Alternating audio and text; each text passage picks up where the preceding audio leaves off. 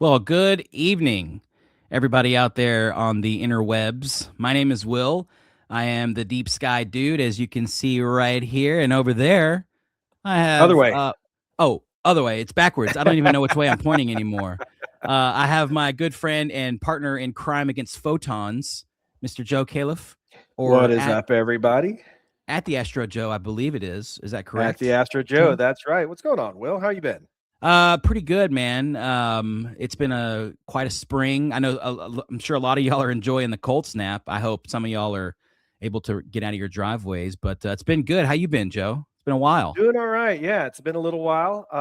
Enjoying this cold snap. We got a clear night tonight, so once this is done, might pull out the telescope and see what I can find up there. But nothing quite beats those skies out in West Texas, right?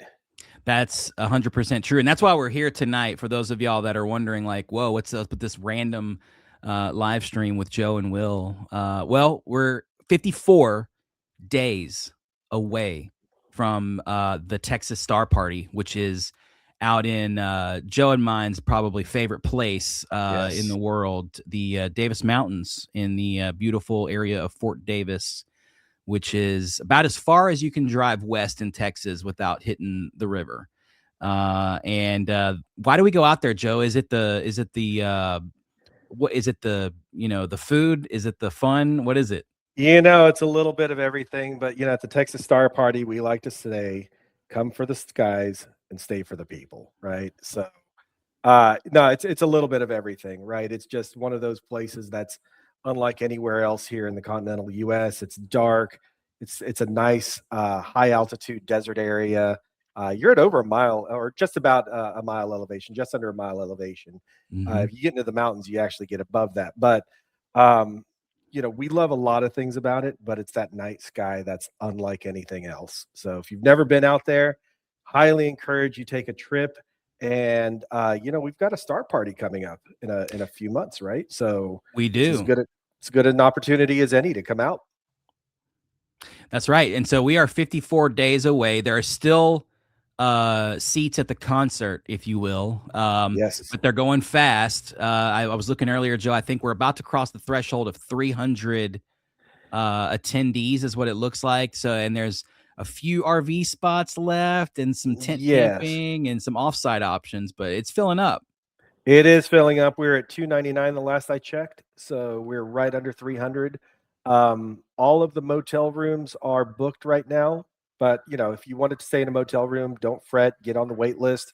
We've got a wait list going, so people back out because of various things in life, They and do. we can get you into one of those. Will, you mentioned I think there was one RV spot or a few RV spots, I should say, that are available, Hmm. and we have one family cabin left. So, but there's plenty of spots on the field for tent camping for those of y'all who love to camp out there under the dark skies in a tent.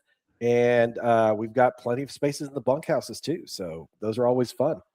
That's right. The bunkhouses are always a grand old time with all those guys. And there's a male bunk and a female bunk. Right. And so there's plenty of options if you want to come and do the star party in the darkest skies. Pretty much almost anywhere. I mean, there are comparable skies here and there. Yeah. But as far as like infrastructure with like stuff nearby in case you forget this or that, it's a really good place to do this. And so what we've done, what Joe has really done for us tonight, is kind of just compile a lot of those ideas of like when you're about to get ready to go to a star party. What are some of the considerations you want to take, especially for the Texas Star Party, because we are going out to the desert. Sometimes star parties are in the woods, they're in by a lake, or Right. they're by a beach. Sometimes the star party is in the desert mountains of West Texas, and that's just so happens where Texas Star Party is, which is great for humidity. Like Joe said, we're about a mile above sea level, and that is really really good when it comes to like the clarity of the skies out there. And so what do you say, Joe? Do you want to just hop on into this thing and Yeah. Let's go ahead and get it started there. Yeah, no, I appreciate that intro, Will, because it, yeah. it really is, like you said, you can probably find skies that are as dark, maybe even a little bit darker, but that combination of the dry desert air, the dark skies, the elevation, and some of the conveniences that you get, not only in the surrounding town, Fort Davis itself, but at the Star Party itself, right? It's hard to find a place that can accommodate this many people on site with, motel type rooms, with showers, with speaking rooms, things like that. It's unlike any other star party there is. So we want to share some of that knowledge with y'all today, let y'all know kind of what the star party is all about, and answer any questions that you have. And hopefully, if you're on the fence or if you're thinking about coming to TSP, or if you hadn't even considered it to this point, hopefully this gets you to want to join us out there, because Will and I are going to be there for sure. You know it. All right. So we called this going to your first Texas Star Party. A lot of this really applies to any star party that you want to go to, but we are going to talk specifically about TSP and some of the intricacies of it. So we'll kind of start off with what you need to do before you actually get out there. Will and I have been to multiple TSPs, and we can assure you, like the first few times we went out there, it's like, okay, what do I need to do? It's almost like the closer you get, the more maddening it gets, because you're just worried about what are you forgetting. So Yeah. about that, how to get ready for it, what to bring. And then we're going to spend a little bit of time talking about the Star Party itself. So if you have any questions about what goes on there, what we have planned for TSP 2026, all of that good stuff, we'll talk about that. And at the end, just wrap up with some things that you should do, just general best practices, right? When you're done with the Star Party, to make sure you're ready to go for the next one. So we'll jump right in it. So you're planning on going to the Texas Star Party. You've never been to a Star Party before. Maybe you've been to a Star Party, but you've never been to the Texas Star Party, right? What are the things that you need to do? So if you've never been to TSP, we know that making this decision to drive hours and hours away from kind of the nearest big town can be a little nerve wracking, right? It can make you a little nervous knowing that you're going to, be 9 hours away from home or whatever it may be. But if you just do a little bit of preparation, it's going to help you really maximize the time that you're out there. You're going to have a lot of fun. You're going to be prepared. You're going to be doing all the fun stuff during the day and at night. So hopefully this answers some of those questions that you might have. So I always say, when you're getting ready to go, or you're considering going to a star party, make sure you do your research, right? We are on a fixed date, and the reason we're doing this May 10th through the 17th is um, that happens to be around the time of a new moon, right? So most of us astronomers chase that time around new moon.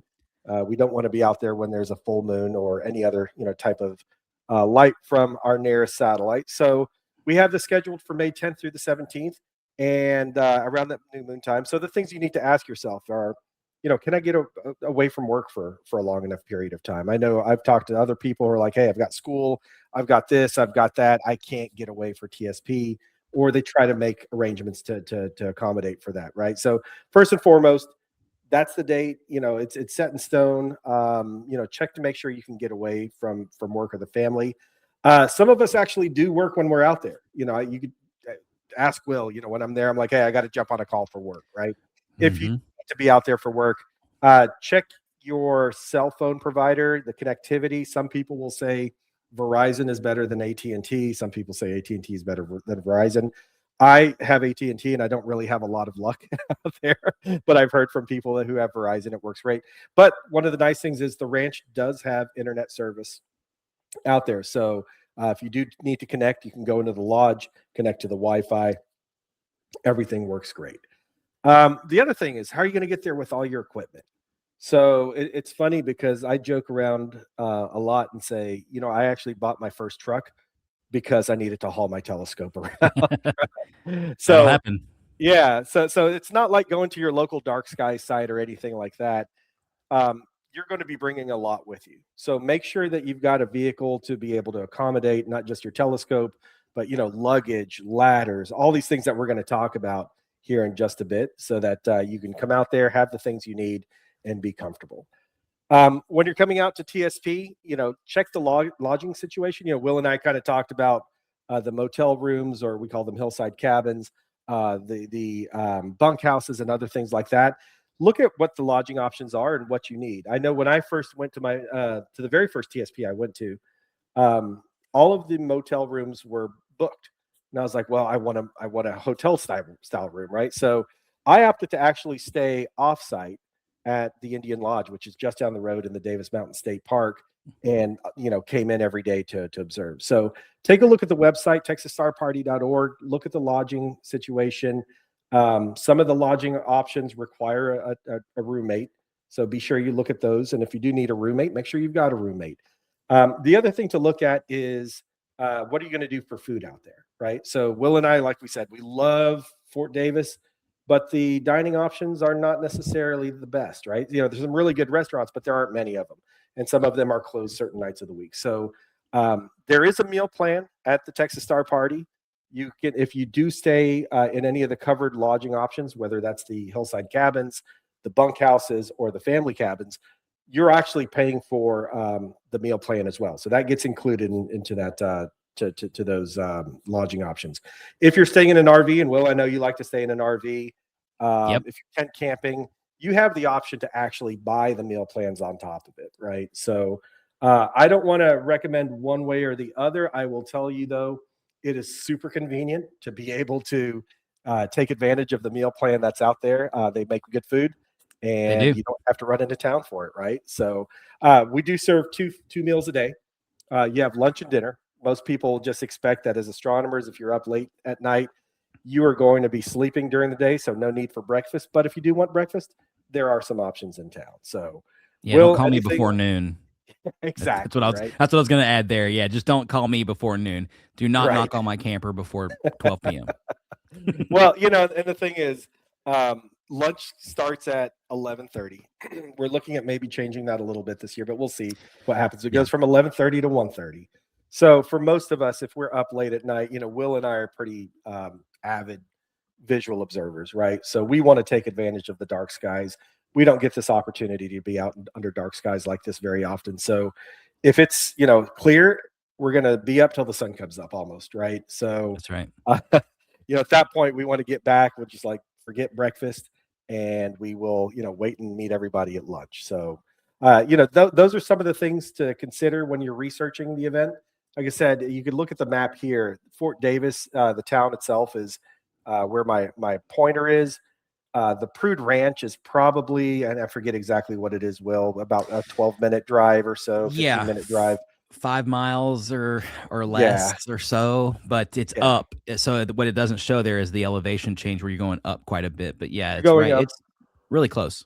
It is, and then you've got a little bit of a winding road here. Not too terrible, right? But you don't want to just scream down the freeway here at high speed. So, it's going to take you about 10 minutes, 12 minutes to get into Fort Davis, and then there you have other meal options. There's also, and we'll get into it, a supermarket, if you want to call it super. There's a market in town That's that pretty if you wanted super. to buy some food, yeah, you could do that as well and keep that there. We mentioned earlier TSP is held in Fort Davis, Texas, and there you could see a beautiful image of the Hobby Eberly telescope at the McDonald Observatory. So, uh, like I said, I love this area. It's unlike any other in Texas. The Davis Mountains area is really special to me. It's part of the Chihuahuan Desert region that spans both the Southwest and Southern United States and Mexico. Fort Davis they call it the highest town in Texas. So, as we mentioned earlier, the elevation is just under a mile above sea level. And like I said, the skies are great. If it wasn't great, the McDonald Observatory wouldn't be doing all the great stuff that they're doing out there, right? That's So, right. and the other thing too is it's part of the largest international dark sky preserve in the world. So, this International Dark Sky Preserve spans both the United States and Mexico. Our good friend Stephen Hummel, who's out at the observatory there, does a lot of great work. Working with local businesses, municipalities, other things like that, to make sure that those skies stay dark. And they've been doing a really good job with that. All right, so you've made the decision to get there. How far is Fort Davis? If you've never been out there before, that first drive can seem like it takes forever. I live in Houston. Will's a little bit further east than me. It's just under 600 miles for me. It takes me about 9 to 10 hours. Right, that's with gas stops, stopping to get something to eat, and so on and so forth. I also don't. I carry a trailer, so I have a trailer for my telescope, which means I can't really drive 80 miles an hour, which is the posted speed limit That's in right. some of those areas in West Texas. So I've got to keep it a little slower than that with my trailer. Will, I know you're bringing a big RV, so you tend to keep it a little slower too. Yeah, So depending, 65. Yep. exactly. That's So right. I try to keep it at 65 as well. Sometimes I'll catch myself inching above that, but um, even with a trailer, even kind of keeping it 65 miles an hour, it does take a good 9 to 10 hours, if not a little bit longer, if you're coming from the Houston area. That's probably the furthest large city in Texas. If you're coming in from Austin, San Antonio, or Dallas, it's a little bit shorter than that. For those of you who are actually coming in from somewhere else and actually have to fly in, Midland, Odessa, or El Paso usually are the airports that people decide to fly into, and then they'll rent cars, and it's anywhere from a 2.5 to 3 hour drive to get there from there. And Will, you're, like I said, on the far east end of Houston, of Texas, excuse me, and you're pretty much on the border. How long does it take you? Yeah, I mean, from start to finish, even in the van, even not carrying a camper, even going 80, it still usually takes 11 or 12 hours, give or take about an hour. So yeah, Yeah, there's Jeffrey, 10 and a half hours from Colorado Springs, which is, that's a long walk, but it's also not that bad. And it's about the same for me. Yeah, it's just a little north there. And yeah, but yeah, it's a long drive, and but we do that for the specific reasons that we mentioned earlier, like the altitude, the dark skies, and everyone is kind of descending on the same place, which is cool. So a lot exactly. of us that have met out there and have hung out there, it's just sort of like a family reunion, which is, it's a long way away, but it works. It is, and you can see my mouse pointer here, but we also go to another star party that's roughly in this area, so not quite as far west. About a 5.5 hour drive for me, and it's a wonderful star party. Love that Mhm. star party. It has its own kind of unique features and everything else, but the skies aren't quite as dark. You're surrounded by a few of the larger towns in the area, whereas in Fort Davis, you are at higher elevation, little drier air, and those skies are just super dark. So, Absolutely. all right. So, lodging tips. As I mentioned earlier, there are lots of different options for lodging when it comes to the Texas Star Party. There are hillside cabins, family cabins, bunkhouses, and tent camping. If you're not going to be doing any RV camping or anything like that. Most of those lodging options, especially the family cabins and hillsides cabins, do require that you have at least one roommate, right? In some of the motel rooms or the hillside cabins, you can have up to 3 people in a room, and there's actually one room, but it's already reserved where you can get 4 people. But Mm. one of the key things, if you're going to make this journey, find a reliable roommate. It's absolutely critical. You find somebody you can depend on, rely on, make sure they're going to be there. You don't want to be left hanging, kind of out dry if you go with somebody and they decide to back out at the last minute. So have a plan, have a backup plan if you're going to go and you have a roommate just in case. But those are the room options, and you could see there, right? The rooms are fairly Spartan, but for a star party, you're not going to find many star parties with on-site accommodations that are like this, right? That's kind of Very the key true. thing. Yeah. So all of the motel rooms or the hillside cabins do have bathrooms, so you can take a shower. You've got comfortable beds, AC, heater, all of those things in there. Um, RV spots do fill up pretty fast. Will, I can't remember what the last count was. Are we sold out on RVs, or do we still have a couple left? I feel like the last time I looked, which was maybe earlier today or yesterday, it was maybe 8 to 10 RV spots. So not a whole lot, but there are still some options there. And even if it does run out, like Joe said earlier, you'll still want to get on a waiting list if it's something you want to do, because people will, plans change and stuff, and at the last minute somebody has to pull out. So there's always a chance if you're willing to do that. If it is sold out, there is a chance that you might get your accommodation. If you want a tent camp, is another option that Joe has listed there. There's plenty of options for that.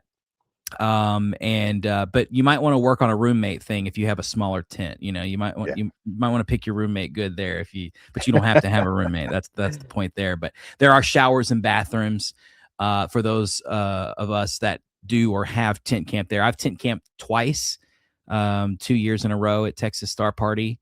And then I realized, like, man, I'm just bring my RV. Like, what am I doing in a tent? And Exactly. because it does get a little warm out there. So around 10 a.m., you wake up. So, Yeah. Yeah. But it is an option. The nights are nice and cool. So, for oh those of yeah, you who sleep a little warm like I do, those are the kind of conditions you want. One of the cool things that we did this year is, if you came to TSP last year, or if you didn't because you heard about this, last year there was one option. You come for 7 days, and that was pretty much it. So this Mhm. year we do have state minimums for the covered housing, but those are much better in terms of the options that we have. So you don't have to come for a full 7 days. You can come for the 7 days. You can come for 5 days. You can come for 3 days, right? If you're staying off site, you can come for one day. It's really up to you, right? So you do have those options. And then, like we said, with the lodging, any of the covered lodging options do have the meal plans included. We'll post all of the meals that are going to be included. But if you do have certain dietary restrictions, make sure you check and see that those are going to be accommodated. If not, you may want to take a look at other dining options. Okay. So I always like to take a look at everything else that's involved around the Star Party. So it's not just about looking at the night sky. There are lots of things that happen at TSP. So we're going to have our speakers, the vendors, other activities, and we'll talk about those activities here. Posted on the website soon. Those are all great things to take advantage of, right? Well, I know we've had guest speakers out there who are renowned folks in their field. Amazing. Researchers, astronomers. We've had astronauts, other Yeah. people like that at the Star Party. So take a look and see what's happening at those Star Parties at TSP in particular. And then the other thing too is be aware of the rules, right? So there are some rules that we ask everybody to abide by when they're out TSP, just because we want everybody to enjoy the Star Party. So things like don't use white light at night, right? Pretty simple Hmm. things. Don't drive on the field after a certain time. Don't smoke out on the field. Those kinds of things, just to make sure that everybody's having a good time. We're being respectful of one another. And then the other thing that I like to say is, Will and I said it. We love Fort Davis. Take a look at some of the other cool things that are happening there. We'll talk about some of those landmarks and other things to take advantage of and to see when you're in Fort Davis. All right. Once you've done that, I would highly recommend honing your astronomy skills. So I was telling Will this the other day. The first time I went to TSP, I got there late at night. I had to park my vehicle outside the gate because I got in after dark. I walked in and walked up to the upper field, and I just looked up and I said, I can't find my way around. Right. So trying to find something like the Big Dipper was almost impossible because there's so many stars that even those brighter stars that you could see in the city don't really stand out nearly as much. So if you're not used to Bortle 2 skies or Bortle 1 skies, it's really easy to get lost. So make sure that you spend some time before the star party, familiarizing yourself with the night sky, getting, there are constellations that you don't see in town that you are going to see out there. So Absolutely. take advantage of that. And I remember talking to Will. I'm like, I have no idea what that constellation is. He was like, oh, this is, whatever. And I'm like, oh, okay.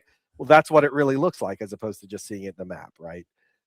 So make sure that you do that. And then lastly, before you get out there, join the TSP community online. So we do have a Facebook group for the Texas Star Party. We also have a TSP page, Facebook page. We recently this year started a TSP Discord. So if you want to go there, go to tiny.cc/TSP Discord, and the TSP and D have to be capitalized to take you there, but we'll get you added to the Discord. You can join the conversations there. And then we also recently kind of kicked off our YouTube page and Instagram account. So join us there as well. Anything else? No, that covers it. I mean, join the Discord if you guys have any questions. Joe and I are in there along with a lot of seasoned professionals for Texas Star Party. So we can get your questions answered really quick. And a lot like Brody's question here, what do we do during the day? Well, sleep through most of it, Brody, Exactly. is usually the thing. Then you're gonna eat. You're gonna like hang out and converse with weird astronomers like me and Joe all day, Yep. and then you're gonna eat again, and then it's dark, and then you're gonna do astronomy. Then you're gonna go to the snack shack and eat again. It's a lot of eating and talking, which I think is like two of the favorite There's a little activities. more than that. Yeah. Yeah, just a little bit, and that we're gonna talk about a little bit of that here in a second. So Exactly. All right. So, what do you need to bring? Will, and I know I struggled with this the first time I went to TSP. Now, my equipment was a little different then, but I still fret over this every time I go. I'm pretty sure you do as well, right? oh yeah. Yeah. And the way that we broke this out is there really are kind of three basic categories to kind of start organizing what you bring to the star party. So, first and foremost, figure out what telescope and observing equipment and the support equipment that you need is going to be, right? So, if you've got a telescope or you're doing visual observing, you're going to want to make sure you bring all of your eyepieces and the telescope and an observer's chair, so on and so forth. We'll talk about some of that. So you've got to make sure you've got all of that because I can't count how many times people have come out to TSP and said, "Oh, I forgot to bring this power cable, or I forgot to bring Mhm. this, or I forgot to bring that." And a lot of it, if it's not very specific for astronomy, you might be able to find at a hardware store, but you don't want to leave without those eyepieces because Or the then your trust star pole. or the truss pole. Yes, that's happened before. Um, then that'll make for a pretty bad experience. The other thing is we've talked about this being a desert environment. During the day, it can get a little warm. At night, it gets really cold. Make sure you bring appropriate clothing. We were talking about this too the other day. Every time I go out to Fort Davis, it seems like I pack 3 times as much clothes as I actually end up needing. But you just never know. That nighttime might dip into the 40s or upper 30s, right? When we're doing this in May, chances are it won't be in the upper 30s, but the daytime can be into the 80s. It's a hot sun. It's beating down on you. It can get really warm. So make sure you've got appropriate clothing.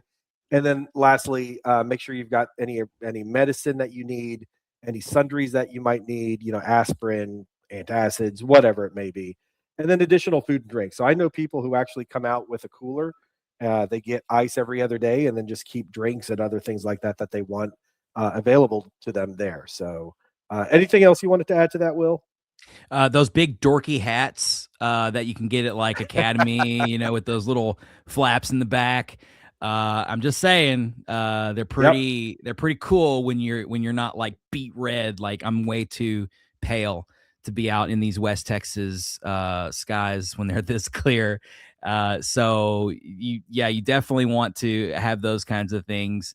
I've often worn those sleeves, Joe, those like the Yeah. Nike ones or whatever that kind of go over. So you don't have to like put sunscreen on your arms. Right. which is kind of nice. Or those fishing shirts when you're not fishing. Those are always fun to do. And oh yeah, like somebody said in the chat, like hydrate. I think that's probably like what when Joe Yes. was talking about bringing the food and drinks, water, Yes. because you will get dehydrated faster than you think you are, because when you're sweating, it's just like evaporating immediately into the air. Yep. So you definitely want to be hydrated. So bring extra water. There is a town nearby, Fort Davis, and you can always go down there and get some bottled water and stuff. But definitely you want to make sure you stay hydrated. But that's about, once you can kind of get yourself, your clothing and everything all in, and your equipment all in check, you're usually Yep. pretty good. Exactly.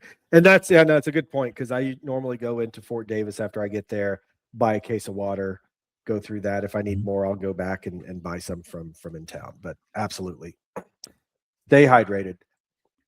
I just did. All right. All right, for your astronomy equipment, like I said, whether you're a visual astronomer, an astrophotographer, whatever you do, make sure you bring all of that telescopic gear, the cameras, the eyepieces, spacers, and things like that. We were out there recently with another friend who was setting up a telescope in an observatory in Fort Davis. And he was like, I totally forgot some spacers, right? So he actually had to have those shipped and delivered there in town. So make sure you've got that checklist. You go through everything that you need. We'll actually talk about setting up before the star party to make sure you have everything you need. The other thing is you're going to be outside. You don't want to set up and tear down that telescope every night, or every day. So bring something to cover your telescope with, right? When you're done observing, we normally put the covers on our telescopes. We tighten everything down.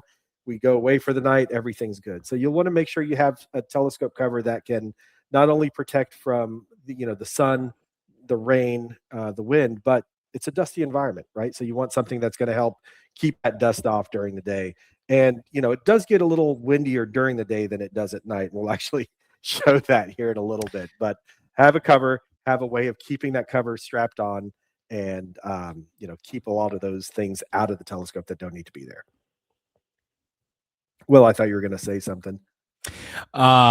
No, we're going to talk about Okay. weather, Brody. That weather part is coming up soon. Oh yeah. 'Cause I see Brody was like, "Well, what do you do about severe weather and rain?" Well, you prep and then you hope, Yes, and indeed. everything's usually fine. It usually is. I mean, we've been through some pretty bad storms out there, and Hmm. typically things are okay. But speaking of rain, you do want to make sure you've got ground cover. So you can see a tarp over here under this telescope there. You can kind of make out the one over here as well. The tarps do a couple of good things. Number one, they keep the dust that's directly under your telescope and the other equipment from coming up so easily, right?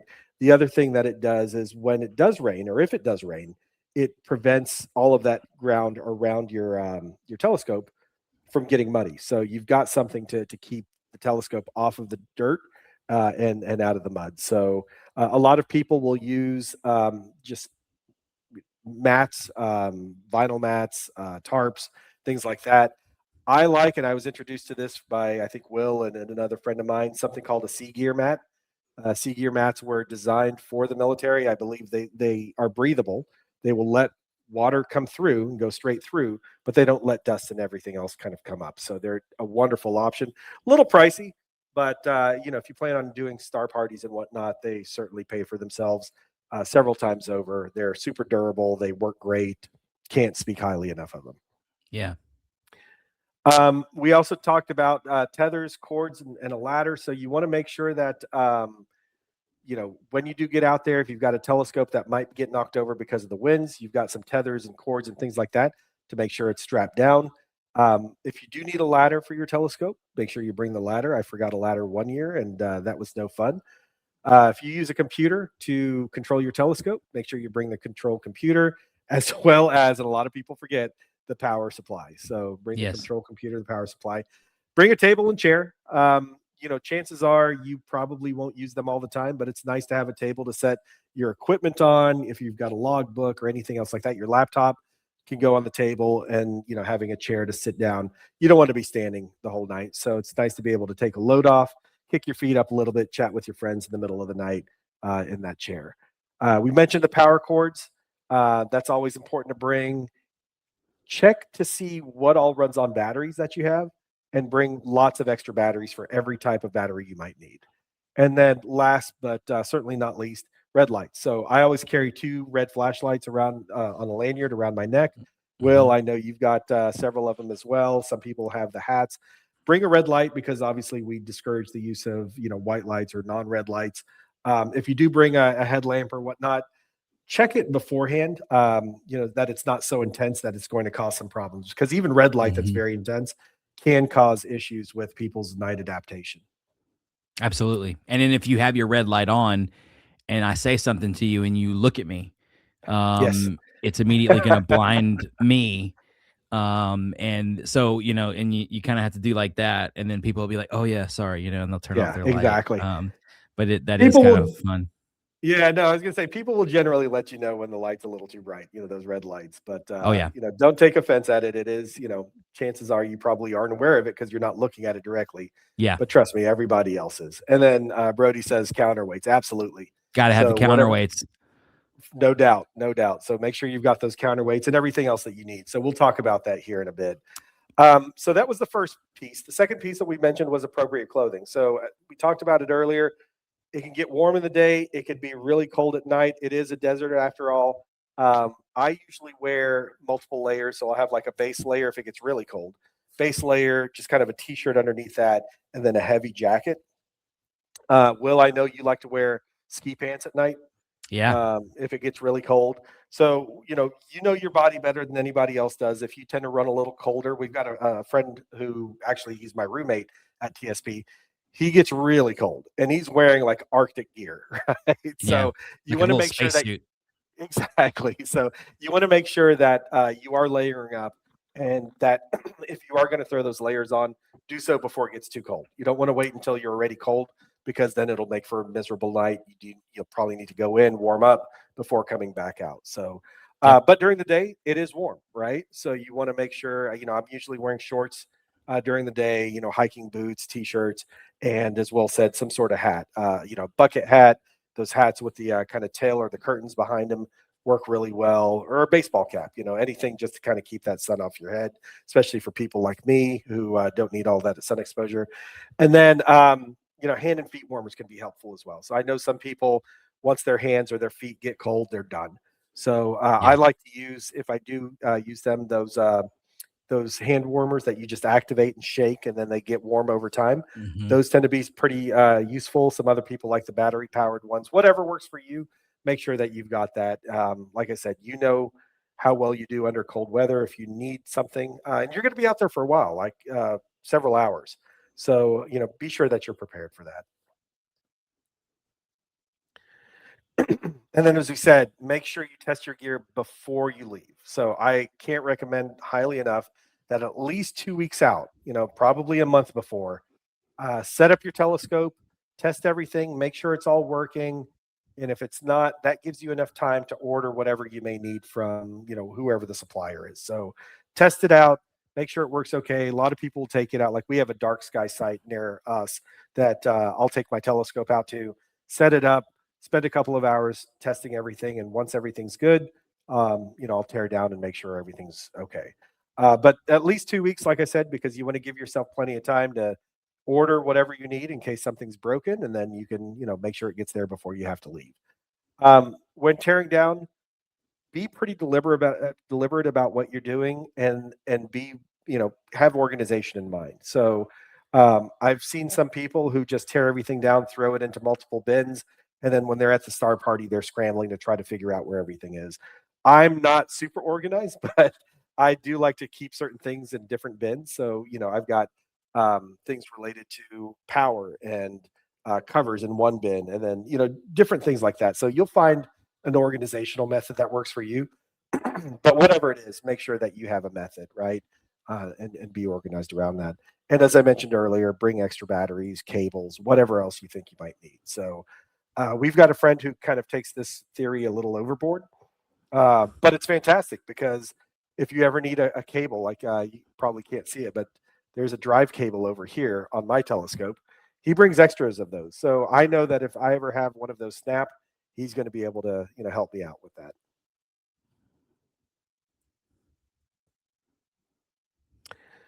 All right. So next, and this is where we'll spend a lot of good time. And I know you've had other questions kind of pop up about the Star Party itself and what to do. Mhm. So when you first get there, you can see that long winding road that leads to the Prude Ranch. So this is held at the Prude Ranch outside of TSP, and this is the Sunday morning as people start to line up early to get in for registration. You're going to come through the gates of the Prude Ranch here that you can see. We will greet you at the gate, kind of point you in the right direction if you've never been there before.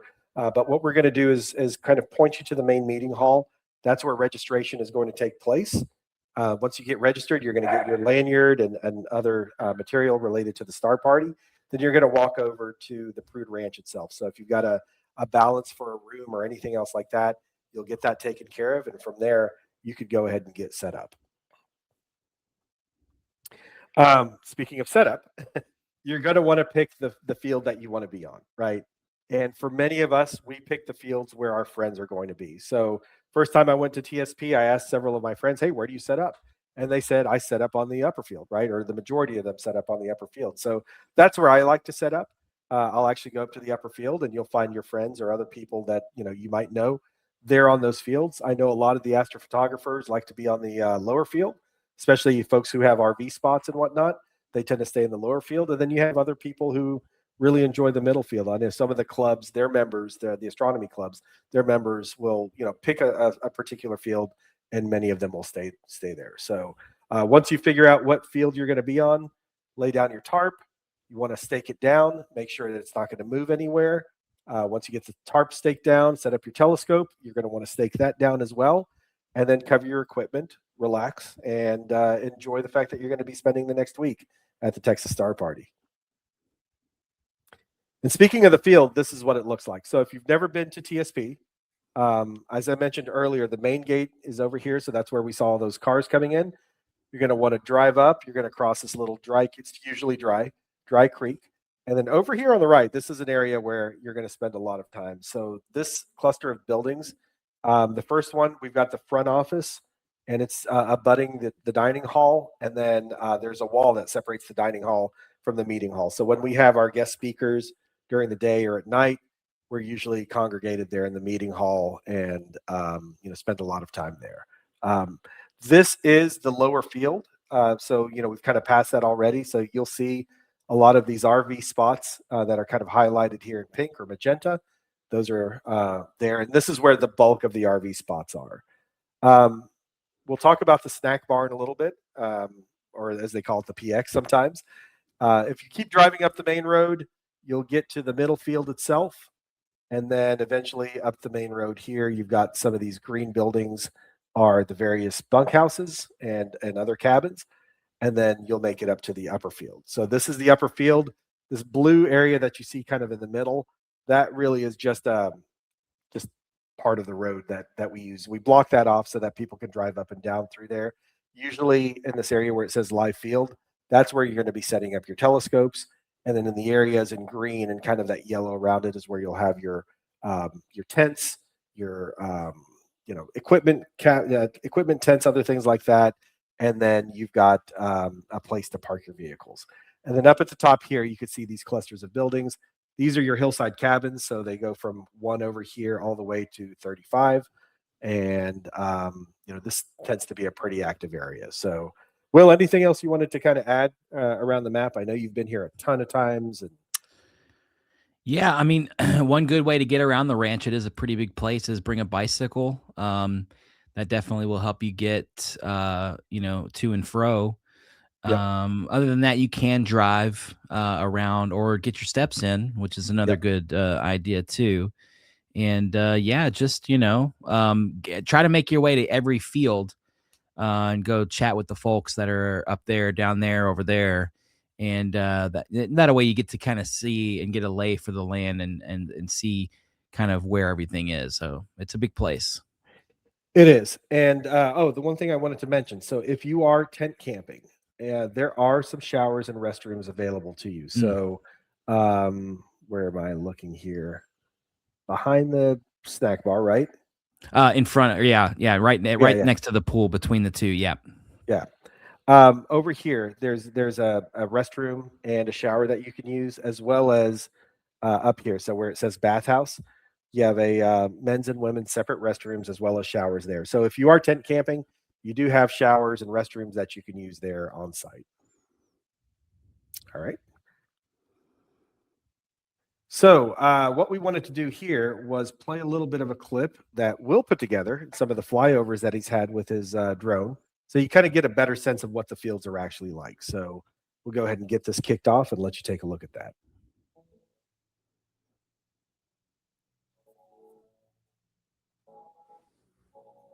Most of this is accurate. I saw there was a comment in there. Someone said, "Oh, here we go. Haven't been in 12 years. Any major changes?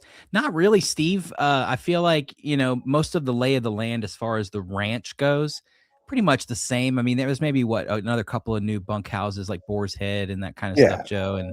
But everything else is pretty much the same. You can see here I'm kind of flying towards the lower RV sites and the lower field, as we call it, and the gazebo, which is a great place to hang out. If you're down there, that's what the reviews say anyway. I don't know, great place to hang out. But over to the right, behind those RVs to the right, you can see some of the folks that are set up with their tents, their telescopes, and other things like that. Right, so you can see a lot of people do take advantage of the tent camping there on the lower field, and they do set up their telescopes there as well. That's right, and lots of room down there, and the rules about screens are a little bit more relaxed down there. If you're pointed away from everybody, probably nobody's going to say much to you. Yeah, but if you are bothering somebody, they will probably let you know. But that's any astronomy field that you'll ever be on will do the same thing. But now we're kind of flying towards the middle of the Prude Ranch, if you will, where that bathhouse was that Joe was talking about. Crucial if you want a tent camp. That's your bathroom, that's your shower. So don't forget to bring a towel, just like hitchhikers. Absolutely. And we passed it earlier, but you kind of got a glimpse of where the registration building was, the meeting hall, and other things. So it's before you get to the middle field here. It's just off screen to the lower left. Very important place if you like afternoon activities like Brody. Absolutely. And then I don't know if you can tell, right? But as you make your way from the lower field to the upper field, there is actually an incline. So going up to the upper field is a little bit of an incline walk. Obviously, heading back the other way, you're kind of going downhill. You're climbing a mountain, baby. You are. It's an easy climb though, but it is up, which makes coming from the upper to the dining hall or something on a bicycle a breeze. You just kind of let the gravity do it. There is some gravel spots. You want to be careful of it. For the most part, you'll be fine. There, I've highlighted all the motel rooms, and you guys, this video is on my YouTube page. You can go watch it at your leisure, watch it a million times, send it to your friends, whatever. But it just kind of gives you kind of a lay of the land there. And actually, that's wrong, Joe. That's Olympia Creek. Olympia Creek, that's right. Yeah. I had old knowledge in those days. There you go. I've updated my knowledge of the land there. So but here's a view of the upper field, and this is where I usually set up. Will usually sets up. Other folks that we hang out with are there. I'm a member of the Houston Astronomical Society, so a lot of the folks from HAS are on this particular field. So to me, there's nothing quite. And there's that central road that we were talking about earlier. Here's a video of us taking the annual picture. Robert Reeves up on top of the roof. Bunch of weird Australians hanging out with us with an inflatable roo. Shout out to the Australian consulate. There you go. Right, in this building that you see there, that's where the registration desk is. That's where the meals take place, and all of those good things. So, and the lectures that'll be happening, which we're going to get to, but we have a really nice slate of speakers this year. Yeah, exactly. All right, so we talked about these earlier. Make sure you've got a good tarp or ground cover. This is the Sea Gear brand that I like to use. I know Will likes to use these as well. I've got two of them. I think the biggest ones they make that are square are 12 by 12, 12 feet by 12 feet.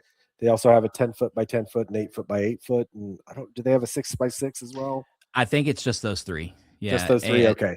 10, 8, and 12. Yeah. 10, 8, and 12. Yeah. So as I mentioned earlier, whether it's a sea gear, whether it's just a tarp, whatever it may be sure you have something, because these help tremendously in keeping dust down, keeping mud out of your equipment, and having a place to stand when you're observing at night. When you are setting your tarps down, so this is something really unique about this environment. Um, most people I know, when they come out for the first time, they know, hey, I've got to stake this down. They're going to come out with their mallet. They've got some tent stakes, and they're sitting there for 30 minutes trying to get these things deep into the ground there. So, Been there. our recommendation, pro tip here, all right, um, tent stakes don't work too well out there in that hard ground, right? So, if you have an impact driver, get yourself some either 4, 5, or 6-inch lag screws. I think we were saying 4-inch probably works best, because if you get a little longer than that, you might get to some really hard rocks where you're just not going to get through them. But Yeah. 4-inch, 5-inch, or 6-inch. Recommend the 4-inch lag screws. Use those, and use an impact driver to keep your tent staked down. So that works really well. Another tip that actually Will taught me here. You can see he's got it there. So he's got the lag screw. He's got a washer on one side, and then on the back side of the washer, he actually has a little piece of tire rubber that you cut out, I believe, from bicycle inner tube, right, Will? Yep. Yeah, Yep. and so that kind of helps protect those rings that you have on those tarps. So something that works absolutely wonderfully. These things don't cost a lot. If you've got the impact driver, great. If not, you're probably going to find somebody there at TSP who's got one that you can borrow. I usually don't bring one. I borrow one from somebody. It seems like every year. So, but that's a great way to keep your tarp staked down. You also want to make sure, if you've got a telescope, especially telescopes on tripods, that you stake those down as well. And so you could see in this particular picture that we got from Goman Astro, I was looking on YouTube earlier and I saw this. I'm like, oh, this is great. Winds can kick up during the day. If your telescope or your tripod's not staked down, these things, and we've seen it a number of times, can actually get flipped over. So you want to make sure that you've got those staked down. He's got the actual stakes here, or the screws going into the tarp, and this is a C gear as well, to make sure that it doesn't move. So stake down your telescopes. If you've got a Dobsonian type telescope, like the one I've got, the one Will's got, those tend to be a little larger. You can lock down that move from kind of left right, the azimuthal movement. You want to make sure that you don't lock that down when you leave for the day. So let your telescope weather vane. It's going to save you a ton of time, effort, headache, repair costs, all these things, if you just let the Dobsonian telescopes weather vane when it gets windy. And this is actually a video from Goman Astra that I wanted to include here to kind of give you an idea of what those winds can be like during the day, and different examples of how you can stake down your telescopes.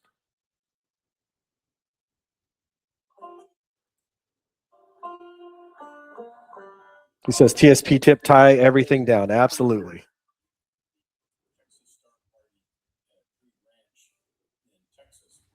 This was my first experience attending 3 large fields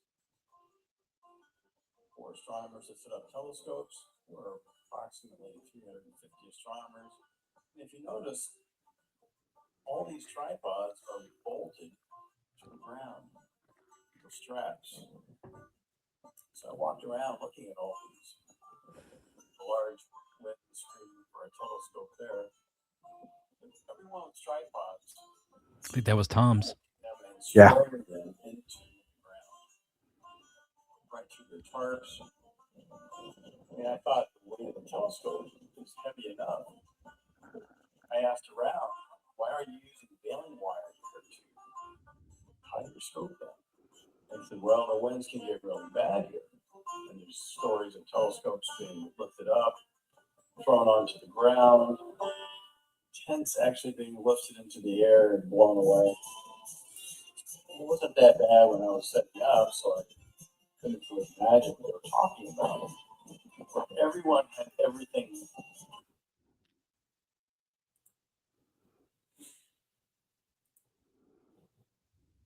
Oh, and my laptop decided to freeze there. Sure enough, the weather does change. thunderstorms a couple days come through. We only Oh, you guys are not hearing the audio. Okay. heavy winds. Okay, we'll kind of chat over it, but yeah, the narrator's talking about the heavy winds and all the things that you need to do to stake down. And we'll send the links out afterwards of these videos so you can see them. Apologies, I thought the audio would come through here, but you can see here you've got some dust devils, and these are fairly common during the day, especially out on the upper field. Now, this is kind of an extreme representation. This is probably west of Fort Davis, out in Valentine. You get multiple dust devils like this, but this is up on the upper field here. You can see this dust devil starting to form, and everything else. So you can see the weather veining of that telescope there. Hopefully you caught that, but it moved based on the way the wind was pushing it. If it wasn't, there's a chance that telescope could actually flip over, right? We've seen Dobbs get flipped over when they were locked down. So that's a pretty gnarly dust devil that you could see there. Yeah, the wind is definitely a factor. I've heard this statement said millions of times: stake it or take it. Because you want to make sure it's anchored to the ground in some way, unless it's a big Dobsonian. You do not want that blown over, unfortunately, like Steve's 14-inch was. Because that can, that usually it's fine. Dobsonians especially are really robust and very simple machines. But then sometimes you get these wind events that it doesn't, sometimes it doesn't matter if you stake it down or not. But I think that's pretty rare. And I think what Joe's about to show here is probably the biggest event, I guess, maybe that we've had as far as swirling winds. Yes. At a star party that I've been to. I've seen dust devils at every star party I've ever been to. I've seen dust devils, driving just to and fro. But this one this year took the cake. I was filming, and here we go. I just had filming. I had a, like the hair on the back of my neck stood up, and I was like, something's happening. And now you can kind of see right there in front of the motel rooms, this monster starts, then knocks over my bicycle, which was very rude. And we're still in litigation, actually, over that. And you see the path in the grass before the dust really starts to and you can see some of the weather veining, but look at that. The weather veining, yeah. And you see the ones that didn't weather vein as well were the ones that fell over there. And then you see sort of this monster just form, very, very organized. But you see that it's pretty localized. It wasn't the whole upper field that got hit by this thing. Right. It was mostly the Celestron booth. So our tip of a hat to the Celestron booth people. And of course, one of our favorite films there. I did a little tip of the hat to that. But yeah, that's the Celestron booth right there. You can see those tarps absolutely going for a ride, right? Yeah, so dude. Three of them just take off. And I some of those tarps were not recovered, I'm pretty sure. They ended up down in the valley somewhere. No, but look, you see those Dobbs on their side. There's another Dobb on its side. There's a large telescope there that's on its side.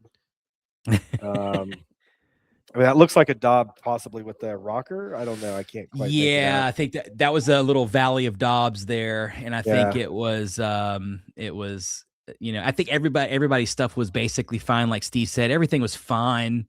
You just gotta kind of, be aware. Oh, sorry, I hit that one right as you hit it. But no, watching this kind of stuff, and what I love about this is it just really helps you prepare. Yeah. Because this stuff can catch you by surprise sometimes. You'll be worried about your clothes, your food, your whatever, and maybe you didn't really think about random swirling winds. So that you can see the amount of dust on that Celestron scope, man. I think I actually have that one. I think do you really? They gave that one to me, so nice. I still have it.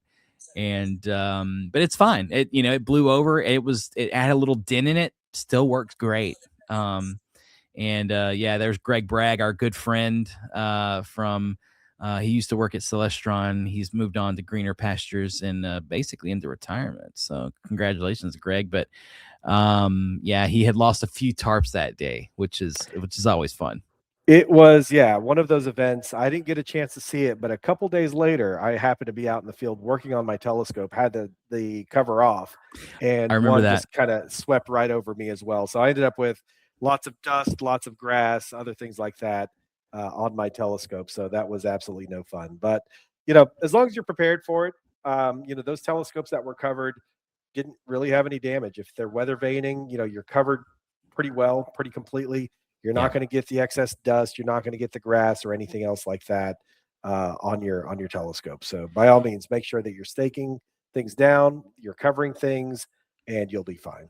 And one thing about those covers, Joe, I wanted to kind of mention, you can get those really expensive scope coats and Telegizmo and Astro Systems. All of those are great and they work really well.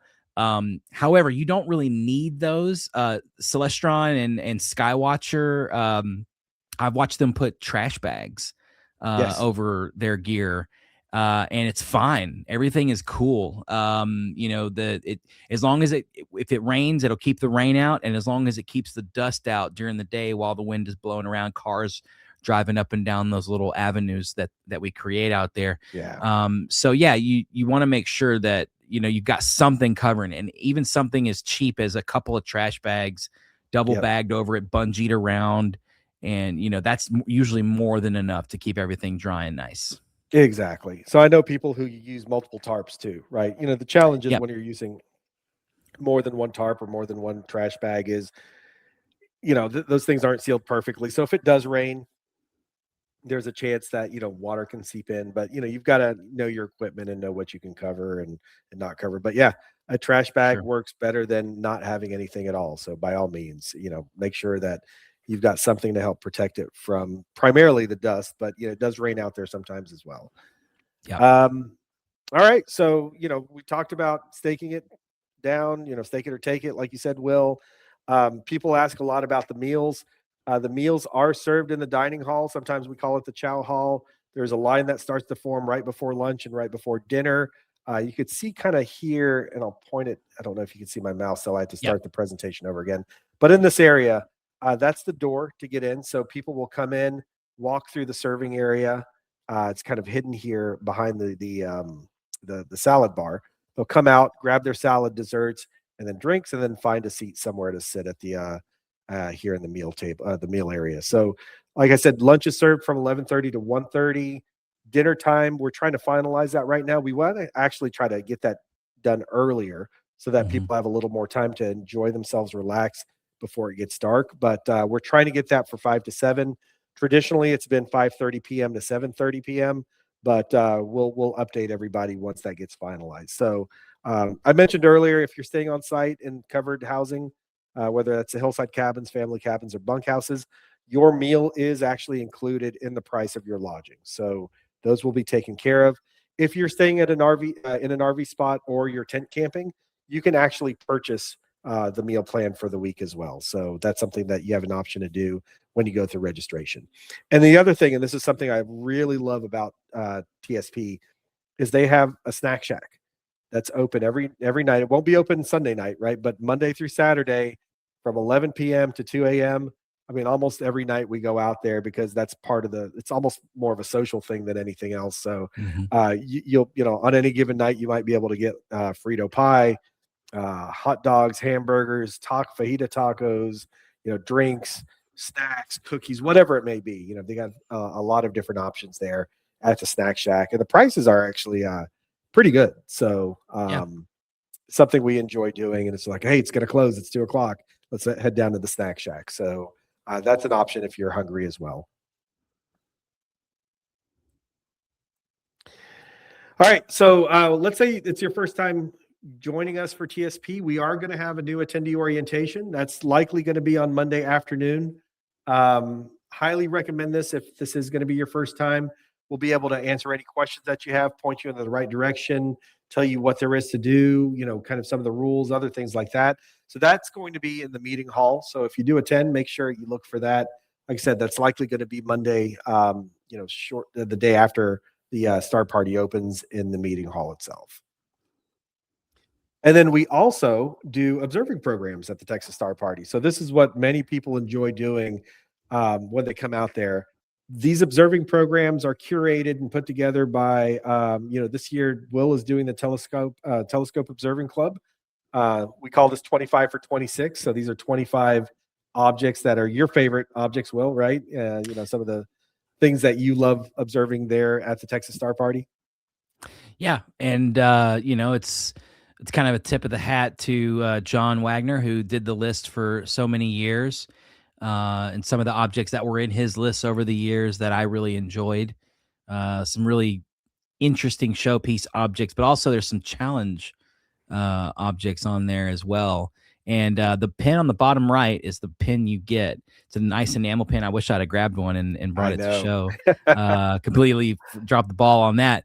But it's just a lot of fun, and it's a challenge for those of y'all that do bring a Dobsonian or some kind of telescope where you're going to be visually looking. And then, of course, our friend Larry Mitchell is the pin on top there, the red and sort of the blue one that says Herschel. And that list I am going to be doing for sure. And what's fun is we all kind of sometimes do it as a group. Where there's 3 or 4 of us, some imagers might sneak over and be like, "Hey, my imaging rig is running. Can I bum some photons? But if I take a look, right? Yeah, and usually they'll go and tell Larry Mitchell that they did the award and got the pin as well too. So it's fun. It's a challenge. It's something to. If you don't have any focus, you're like overwhelmed with the sky, like Joe said earlier. You can kind of like, okay, I'm here now. Everything is where I need it. And now I'm going to go observe and, knock off some of these objects and stuff. And what I used to do every year, I was doing the Herschel list or the Caldwell list or whatever I was doing at the time. I would try to see if some of these objects on these lists would crosstalk. And then I would sort of log them at the same time. Yeah. So I was sort of killing 2 birds with 1 stone, getting the list done for the Star Party, but also getting my core lists done at the same time, which is another fun way to do it. Exactly.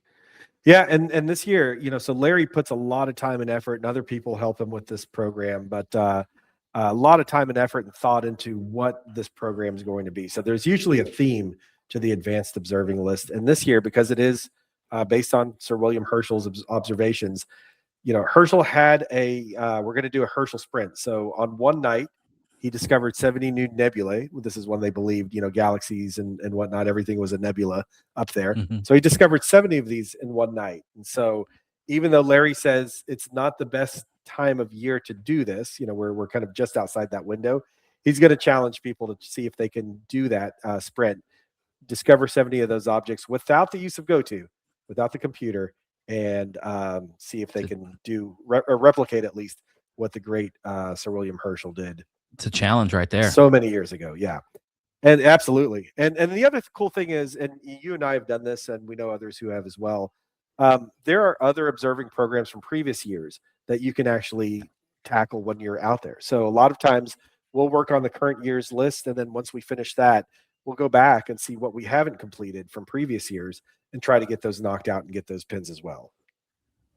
It's a great way to do it. And our friend Bram, speaking of retro list lovers, that dude will pick a list or 3 or 4, and he'll just. He is a machine once he gets going. Yeah, he's a machine, and then he'll disappear, and you're like, "Where did Bram go?" And he's he's just passed out in his Eskimo hut, just laying down on the ground. But then 20 minutes later, there he is back at the scope, and you're like, "Oh, Bram's awake," Yeah. And but he's always chipping away at these lists, and I don't know, Joe. He's probably done most of Larry's lists. I don't think he's done all of them, but he's working his way through them. That's for sure. He's a good ways through for sure. Absolutely. Yeah. But again, something that is fun to do. You can only earn these pins at the Texas Star Party. I know other Star Parties do something similar, but you've got to be there at TSP in order to get these pins. So that's right. That's the rule. That's the rule. Exactly. And we don't make them. We just enforce them. We just play with them. Yep. We just try to bend them. That's right. All right. We also have guest speakers. So this is a picture of last year's guest speakers. you can see some wonderful visual observers here. Brent Archinold, Larry Mitchell. You've got Stephen O'Meara and David Levy. This year, Larry Mitchell always kind of leads us off based on what program he's put together.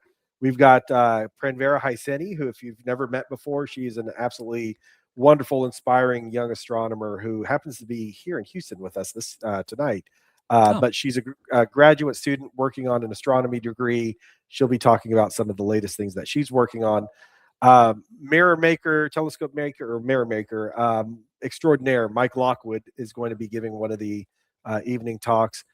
Dr. Carl, and I misspelled Carl, I apologize. Dr. Carl, not Kark, Carl Gebhardt, who's the head of the astronomy department at the University of Texas and does a lot of the research out at the McDonald Observatory, will be there. And our good buddy, Carl Dunn, who is actually working on some really cool things with NASA related to the upcoming lunar missions. I don't want to give away any spoilers there, but he's going to be there talking about some of the really cool things that he's doing. So those are our evening speakers. During the daytime, we're going to have Mike Lockwood again talking about mirror making, and kind of making things a little more accessible for those of us who are not very technical in that regard. And then we're also going to do something a little different this year. We're going to have astrophotography, visual, and citizen science special interest groups. So people could come in, talk about those with other folks who do this pretty extensively, and pick their brains on some of those things that they're doing there. Another cool thing we have lined up for this year is a Pix Insight workshop, or as Will and I like to joke around and call it Pixel Insight. But John Talbot, Pix Insight expert, is going to be there. You've got a 2-day intermediate Pix Insight workshop. This is going to be on Wednesday and Thursday at the Star Party. So it starts at 9:30 in the morning.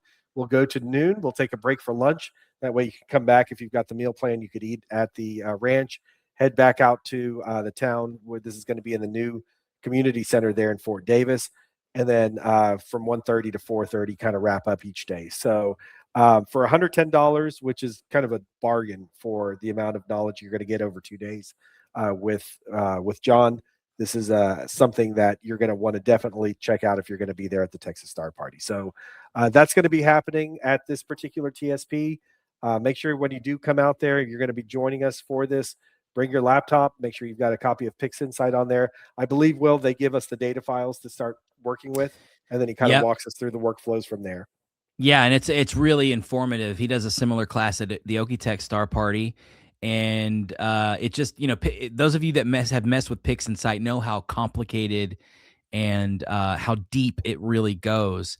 And most of the time you're using a few different tools, and so John is really good about kind of showing you the pathway to get a really stellar image, no pun intended there. Yeah. But also, kind of digging into the deeper aspects of Pix Insight to kind of show you how it works in a way where you can kind of start using it in your own ways, not just as a procedural kind of thing. It's a great class. I recommend everybody who's an astro imager, even if all you have is a C-Star, put that thing in EQ mode and get your subs and go to this class and learn a thing or two, because John is an absolute expert and a fantastic teacher.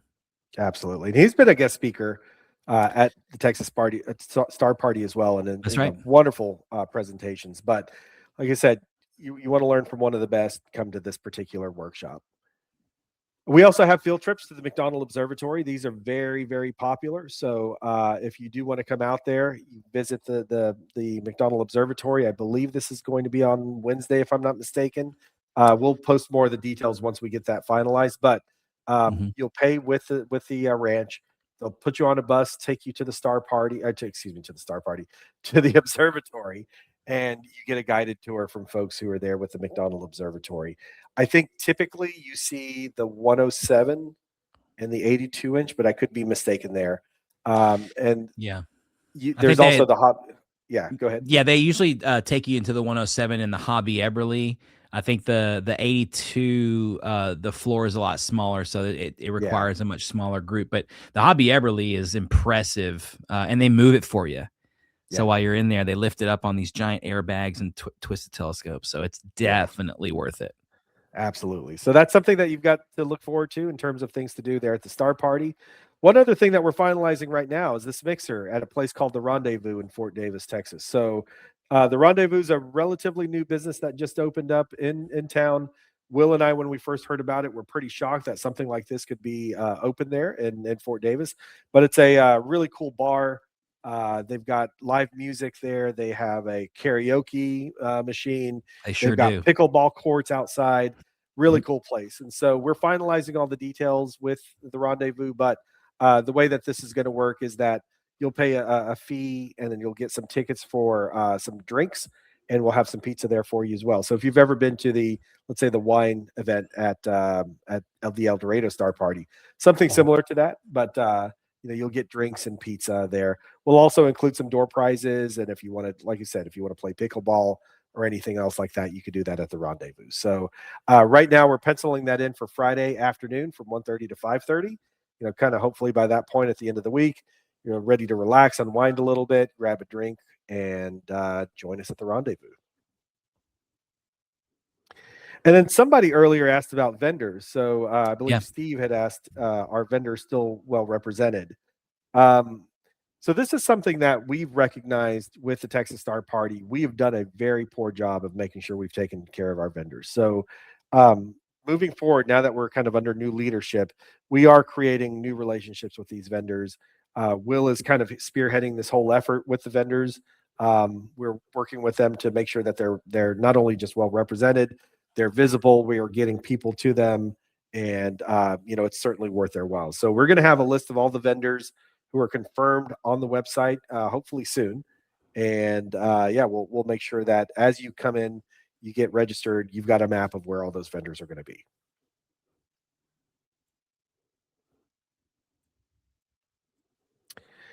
And then lastly, we kind of wrap up everything at the Star Party with the Great Texas Star Party giveaway. So if you've managed to make it through the whole week, hopefully it's been a great week of good weather, good observing, good imaging, whatever it is. At the end, we do have the Great Texas Star Party giveaway. You could see this image was from last year when ZWO gave away a C-Star S30, which I didn't win. Will, I Nope. don't think you won. I did not. So we were kind of bummed out about that. But this year, we already know we're going to get some really cool giveaway gifts from our partners and vendors. So I've heard we've got like an 8-inch Dobsonian telescope that's going to be given away, a 10-inch Dobsonian telescope as one of the prizes, a harmonic drive mount. They're going to be eyepieces, software packages, cold hard cash. There's going to be all kinds of things that are going to be part of this giveaway. So when you do come out there, make sure that you participate in the giveaway. You're going to have a ticket or your name badge. You're going to come into the hall before the speakers, put that in a box. And when we get to that point, hopefully we pull your name out and you win something really cool. So that's going to be part of the event this year, as we've done for years in the past. And then other things to do. So somebody asked earlier, what can I do during the day, right? So like we said, this is a really, really beautiful part of Texas, really pretty part of the United States, I think. If you like hiking, there's some hiking in the nearby state park, as well as the Chihuahuan Desert Research Institute. There are other places around there where you can do some really cool hiking. They offer horseback riding nearby. I know for some people who are birders, this is a great place to do some birding. The Fort Davis National Historical Site is there. The state park, as I mentioned, and the Desert Research Institute are there as well. Really cool places to visit. If you want to do some shopping in Fort Davis, you could do that. I know a lot of people, especially if it's their first time out there, they really, really want to go out to Marfa to take a look at the Marfa lights. We want to call them lights. They are lights, right? They are. They're headlights. Yeah. They're headlights, right? But some people really want to take a look at that and experience that for themselves. So there's a lot to do during the day. If you, let's say, are an imager, you kind of called it early for yourself and, let your imaging rig run it all night. If you want to wake up early and get some of this hiking in, a lot of people like to take advantage of the environment out there and do these things. So highly encourage you, if you do enjoy these things, to take a look. We'll have all of these things posted. We used to do actually dedicated birding events. I don't think we're doing that anymore, but you could take a look at the state park events and whatnot. We'll have those posted so that you could see what else is available there. All right. So those are kind of the things to do when you're there. Now we've kind of come to the end of the week. It's Sunday. We've packed up. We've kind of got that post Star Party hangover. We're bummed out. We have to come back to the real world. We're not enjoying those great dark skies. What do you do when you get out there? So this is kind of the last slide that we have. And this is by all means not meant to be all encompassing, but these are just kind of my recommendations. Will, I'm kind of curious to hear what you recommend as well. I know for a lot of people, they do, they log their events. Some people use a recorder, like a voice recorder, to log their observations. And then when they get back, they forget to tie those or, write those down or put them in their observing programs or whatever it may be. So it's a good time immediately after you get back to kind of wrap that up, just kind of put a nice bow tie on the event so that your observation logs are kind of completed shortly after you get back home. So that's something I like to recommend to a lot of people. And make sure you get those logs done because, like Will said earlier, you never know what other programs you're actually tackling by observing those things that you're looking at TSP. That's right. The other thing I like to do, and Will, I know you do this too, that West Texas dust likes to travel, right? So it clings to a lot of things out there. I highly recommend cleaning off all of your equipment when you get home. I keep things in the garage, and then a day or two after I've returned, I've got a little bit of energy. I'll go in and actually start wiping things down, cleaning it off. I actually use that time to clean off the mirror on my telescope as well. So make sure you clean off that West Texas dust. You don't have to, but if you don't, it tends to kind of stick, and nobody wants dust on their equipment, right? Yeah, those telescopes do not clean themselves, is what They I've do learned not. over the years. So They do not. Yeah, and especially if you've been around some of those dust devils and you didn't have your cover on, like I did one year, make sure you clean it. that can be a fun day. It certainly can. Share your experience with others, right? When I got back the first time from a TSP, I couldn't stop talking about it. I know Will loves to talk about TSP so much that if you go to his YouTube channel, he has got videos pretty much every year that you've gone to TSP and other star parties as well, right? But I like to go back and look at those every now and then because they just remind me of all the fun that I had at TSP. So, Will, I don't know if you want to add anything else about your videos or just kind of that experience. No. Yeah, I mean, it's kind of a surreal experience, especially for your first one or your first couple. You'll kind of be in a fog afterwards because it really is like when you have a good run, with at least 3 or 4 good nights in a row, it gets under your skin. Yeah. The dark skies do, the act of doing astronomy, of just being able to do daily activities that are all slanted towards astronomy. And then at night, pulling that scope cover off, turning on a few switches, and you're up and you're ready to Yep. go. And you're either looking or you're imaging. That's a huge thing. And it, like I said, it gets under your skin because it do it for 3 or 4 days like that back to back, and it becomes almost a habit. So when you go home, you almost feel like a withdrawal. Like you're like, man, Yes. I need to. Where's my scope? Oh, it's still in the truck or whatever. Right. So it's kind of like Joe said, kind of coming back to the real world a little bit because it is like an astronomy playground out there. And you're gonna learn more than you ever thought possible. You can watch 1,000 YouTube videos or you can go to one star party and you'll learn about the same, because you're immersed in it. You're seeing things you've never seen before, like the way people tie their scopes down or the way people log their stuff here, like Jimmy Perez logging the double cluster. Maybe you had no idea people wrote that much about a cluster of stars. Well, they do, and even more so in some cases. So, and that'll inspire your own astronomy. So it's a huge win to do even a few days at a star party. So it's something that you should definitely put on the list for sure. Absolutely, Will. And I could have said it better myself, right? And, I know I've mentioned this to you. The one thing that gets me, and you can't replicate this anywhere else but at a star party, Yeah. is when the sun is finally going down. You're in evening. People are pulling the tarps and the covers off their telescopes.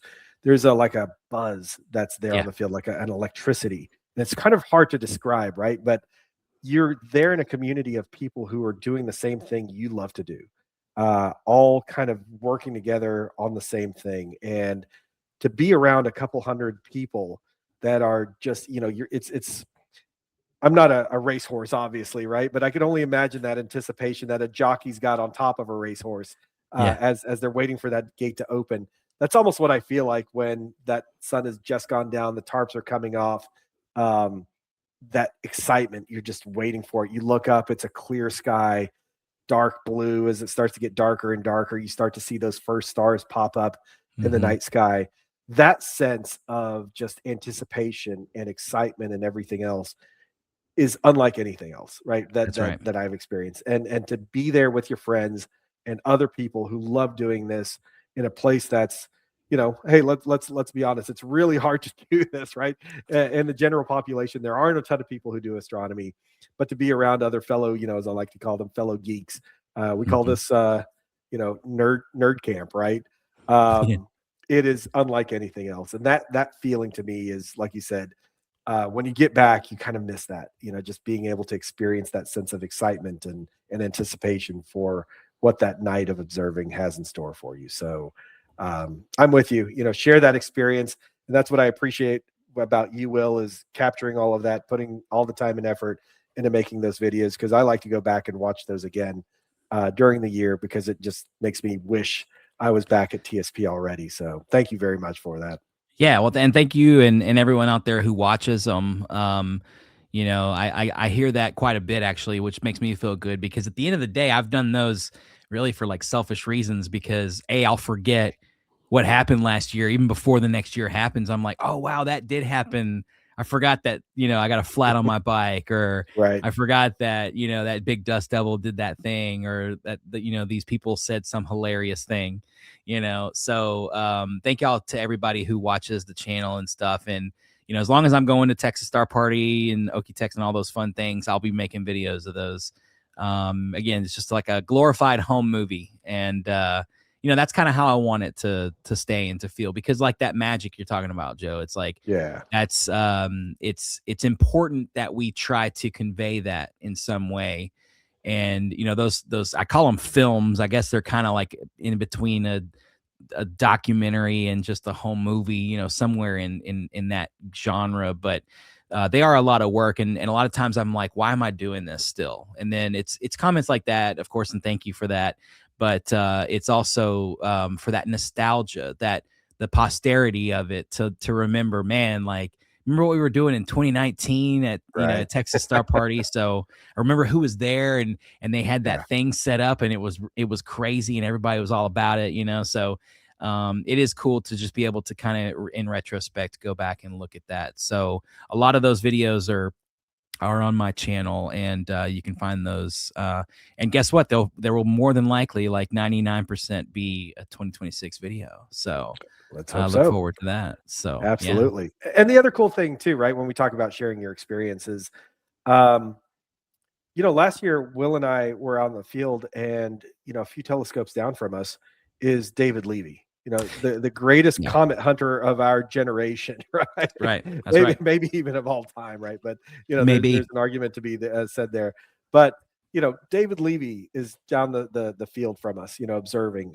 We had people from Sky and Telescope, people that you read their articles, or Astronomy Magazine, they're on the field, and you're just chit chatting with them. Yeah. Larry Mitchell, and Amelia Goldberg, other people who are just these well-renowned visual observers. It's like these people are right next to me, right? I have a question, I just go over there and I can ask them, and then there's collectively, just this wealth of knowledge and experience that you can tap into and take advantage of while you're there. And that's the great thing about it is like the first time I went to TSP, like I said, I got there after dark, parked my vehicle, started walking up to get there, because I got there too late, right? So I couldn't drive up. Yeah. So I had to park outside the gate, walk up, and I hear some voices, and I thought it was somebody I knew. So I'm like, oh, that's Mike. Let me go talk to Mike real quick. And I get up to the telescope. I'm like, hey, is that Mike? He was like, yeah, this is Mike. I was like, hey, Mike, it's Joe. And he's like, hey, what's up, Joe? Not much. And then we spent the next hour. He's showing me everything he could show me in his 25-inch Dob and all these cool things. and I'm just having the time of my life with my buddy Mike. And I'm like, okay, well, that's cool. I need to go to the upper field to meet these people. Do you know where, so and so is? And he was like, who? I'm like, this person. He's like, I don't know them. I was like, wait, your name is Mike, right? He said, yeah. I said, Mike Edstrom. He goes, no, my name is Mike something else, right? I was like, okay. I just spent the last hour with some complete stranger I didn't know, and this guy has just spent, the entire time showing me all these cool things through the telescope. So that's really kind of that sense of camaraderie. When we say come for the sky, stay for the people at Texas Star Party, that's really what we mean. I mean, Will, you've seen this. I've seen it. I'll set up my telescope, and it seems like half the night other people are looking through my telescope, not me, right? But I love it. I love sharing that experience with everybody, letting them kind of see through my telescope, being able to walk around and do the same, learning from people, hopefully teaching some people other things as well. You just can't replicate that anywhere else. Yeah, your scope tends to a lot of times be sort of a gathering spot for a lot of imagers. Remember, the imagers, they come out there, they're bringing their camera gear and their stuff like that, and once all that gets up and running, you get bored, and you want to go hang out at Joe's scope or at Larry Mitchell's Right. or at Dodie when she's doing her imaging. She might get bored and come hang out with us too. Exactly. But I agree, Dodie. I'm pumped to get out there too. Joe and I have been working really hard behind the scenes this year, especially to try to. And it's not just me and Joe. Don't get me wrong. There's a huge team that is behind the scenes doing some amazing work to make this happen, because this is a big event and there's a lot of moving parts. Yep. And we're kind of in a phase of it where we're going to start listening to the people who attend. So if there's something about the event that you love, or something that you think maybe we could do without, or anything like that, come to us, tell us.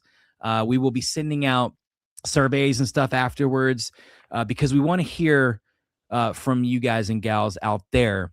Yep. The talks weren't long enough, or the talks were too long, or there wasn't enough nighttime. Do something about the sun, blow it up or something. Right. There's a lot of things like that. So that's what we're looking for, is to make this an event for the people, kind of by the people. Because Joe and I are just regular attendees, and now we're sort of helping push this thing forward, which is a lot of fun.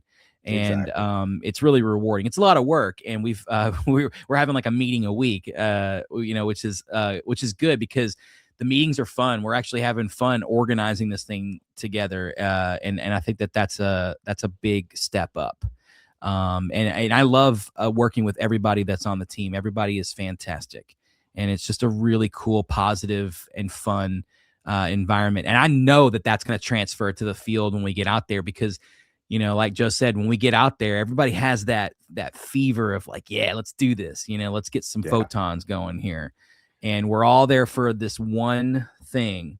And some other fun stuff too. The meals are fun too. You got to eat, right? Right. But you also got to astronomize. So that's right. We heavily lean toward the astronomizing. And I know a lot of y'all out there, that's what y'all like to do. So it is just a very, very fun thing. And if you've never done a star party, this is a really good one to make it your first, because there's a lot of helping hands. People will be able to help you set up your tent or get your gear squared away and things like that. So just ask, never be afraid to ask for help if that's something you need. And there's always usually somebody that's wanting to help you. So. No, well said, Will. And that's absolutely true. I mean, it's like we said, it's a sense of community. We're all, there, have the same likes and hobbies and things like that. When it comes to astronomy, we're there to experience this together. When the skies are great, the night skies are, really good conditions, we all kind of benefit from it. So this is a great collective thing that we like to do. And like Will said, we're kind of running this thing as part of a larger group now for the first time. We want to hear from everybody, right? If we're doing something right, let us know. If we're doing something wrong, we especially want to hear that. We want to make sure that we're making the changes you want to see. If you like certain speakers, certain events, if things hit the mark or don't hit the mark, we want to hear about that. So, but right. In order to do that, you've got to join us out there. So make sure that you register at texasstarparty.org and get out there. Like I said, we've got a few RV spots left. We've got quite a few bunkhouse spots and tent spots. And if you don't get the spot that you want, like I said earlier, if you want kind of something a little more comfortable, there are plenty of options of motels and hotels in the town of Fort Davis. You can always stay there, come in for the Star Party, park your vehicle outside the gate, observe. And like I said, this is what I did the first year I was out there. I'd observe till 5 o'clock in the morning, walk down to the parking area, drive back to my hotel room, lather, rinse, repeat, do it again the next day. So That's right. there's plenty of space for everybody out there. We've got just under 300 people registered now. We're hoping we see a lot more. We're hoping to see you out there. And, hopefully, a lot of people always tell us they hear people joking around and laughing on the upper field at night. That's usually Will and myself cracking up and whatnot. Yeah. We want you to be out there too, enjoying that with us. That's right. We need more material. So bring us everything you have. I mean, our friend from the Australian consulate, where we were just talking about the Australian consulate from, what was that, 2018? I think it was, Stefan? I think so. Yep. I think it was. Yeah. What's your name, bro? Down there in Australia. I think it's their fall because it's our spring, right? And they just had a new moon celebration down at their little observatory. I was getting pictures and updates from Stefan and the crew down there. So it was good to hear from y'all, and it's always good to hear from y'all. We can't wait to have y'all back at Texas Star Party, Stefan. That was way too much fun with y'all there. That was the year I missed because of a little snafu with my roommate. So when I tell you, make sure you've got a reliable roommate.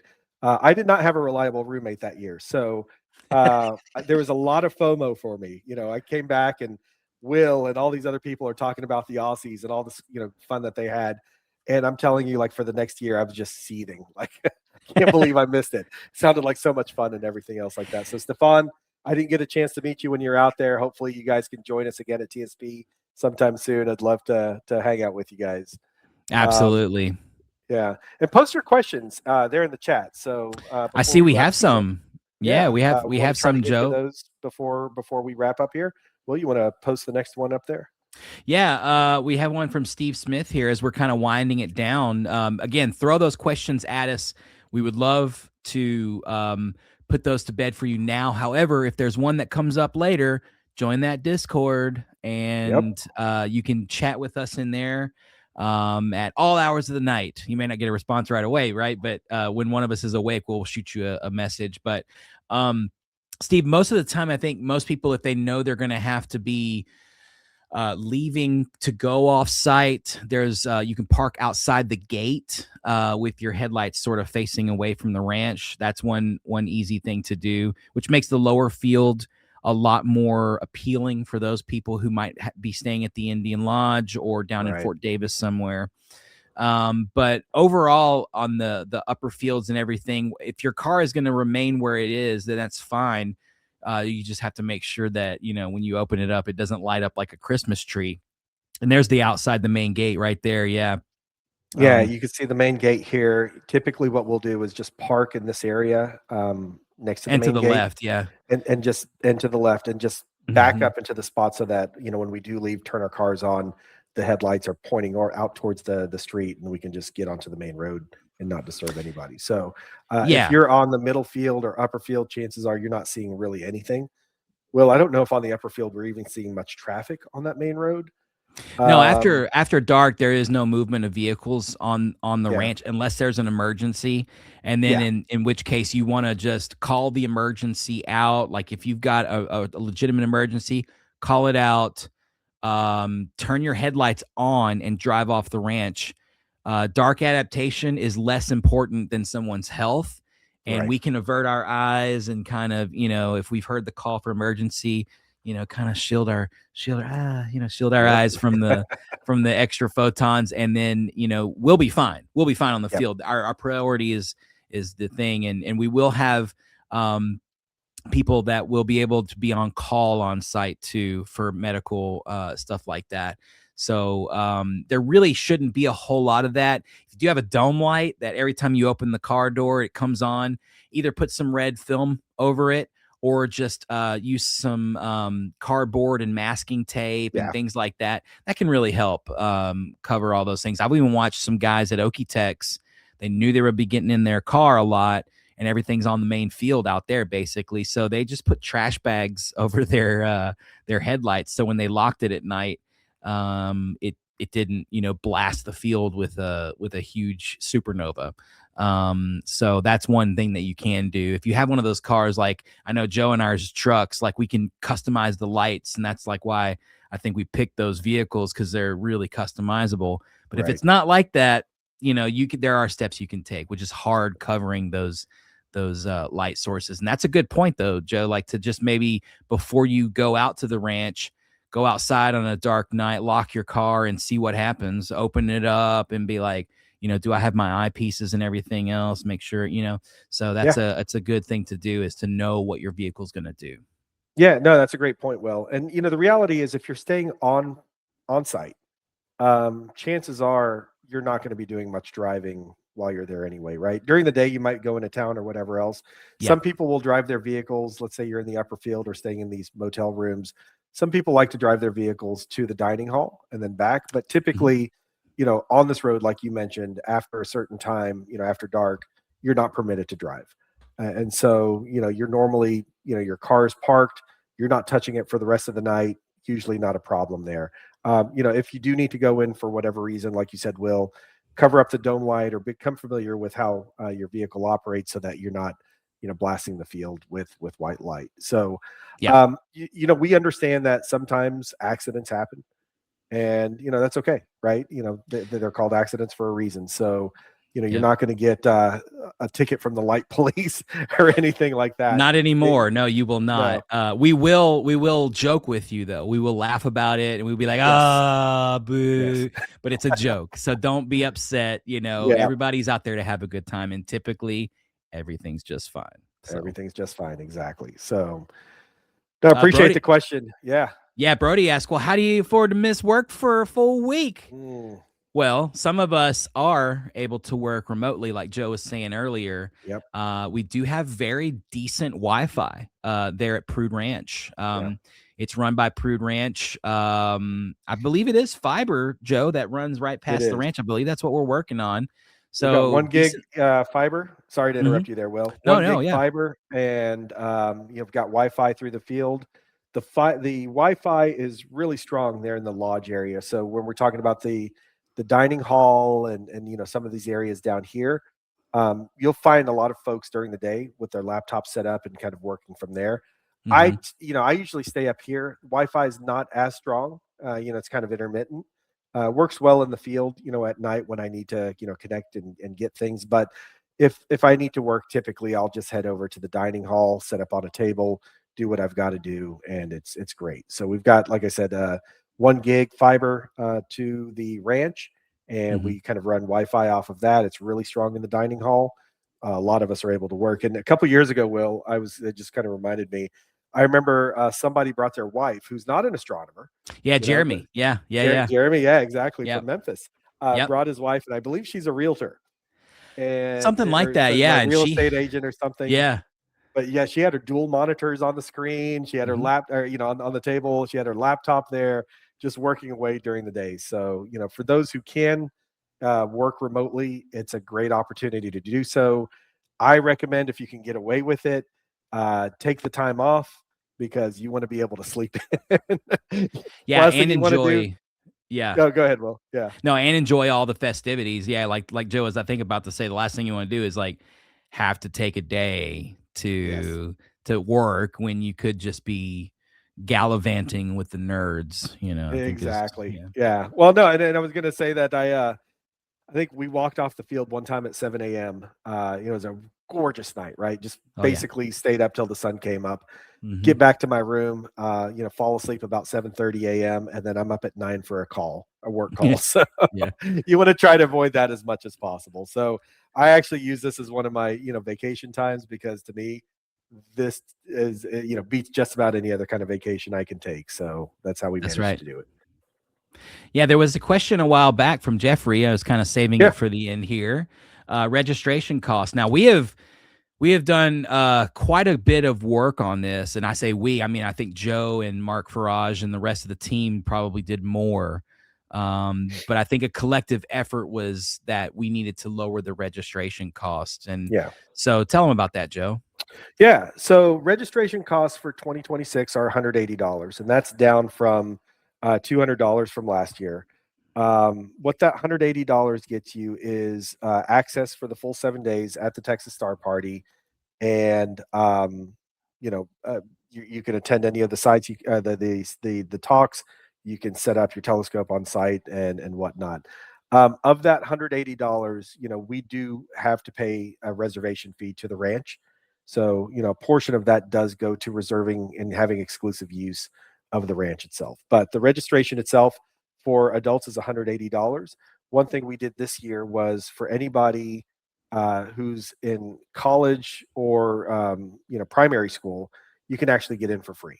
So if we have a group coming in from, I believe it's the University of Houston. They're registering a group of folks who are coming out. They're going to be tent camping.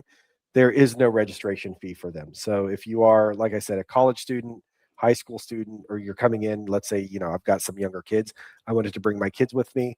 They don't actually pay the registration fee. So, we're hoping to make these changes to encourage other folks who wouldn't be able to come otherwise to be out there. But to answer your question, Jeffrey, the primary registration cost is $180.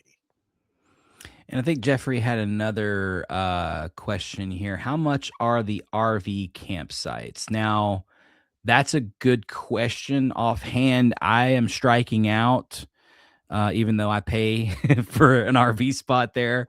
All of those rates are on the website. So I do encourage all of y'all to go to texasstarparty.org and give those a look and I tell you this because I want you to go there. There are like 8 or less RV spots left. So Right. if an RV spot is something you're interested in, I would get it today. Because if something comes up, you can always cancel it, and then somebody on the wait list will be able to grab one. But I would grab it as soon as possible because as we get into spring and people are like, oh, yeah, the flowers are blooming, everything's cute. They're going to be like, oh, yeah, I want to go to Texas Star Party. And they're going to start clicking buttons. So before they do, you might want to get yourself in there and get yourself a secure spot. You see, the attendees registered right now is at 298 people. 298. Will be on Hopefully site. we get Well, to 299 what and do we have 300 down tonight. there? Oh, we could very well could be. Yes, Joe. So look there, we've got what looks like 8 RV sites. I think that cabin is actually reserved. I think that might It be is. Yep. yeah, I think there might be a little bit. We're still working on the website. Our friend Mark Farage has done an amazing job. Yep. Joe as well on the website. I sat there in those meetings and just watched like, what are y'all talking about? But it's an amazing website transformation, a lot of changes. And just a wealth of information on the website itself. 63 bunkhouse beds available, 43 tent sites available. And so you want to get in on that as quickly as possible, even though it says 43. Go ahead and grab yourself a tent spot because I think, Joe, I was checking it the other night. And there was several tent campers that popped in, 3 or 4 that popped in like a day. Yeah. So people are getting on the ball. Yeah. As we get closer to our May 10th date, right, you're going to see these start to dwindle pretty quickly, right? I know a lot of people are waiting to see, I've heard from people who said, hey, nephew's graduating or something like that. We don't know exactly when the graduation is going to be, but once we find out, we'll know whether we can be out at the Texas Star Party.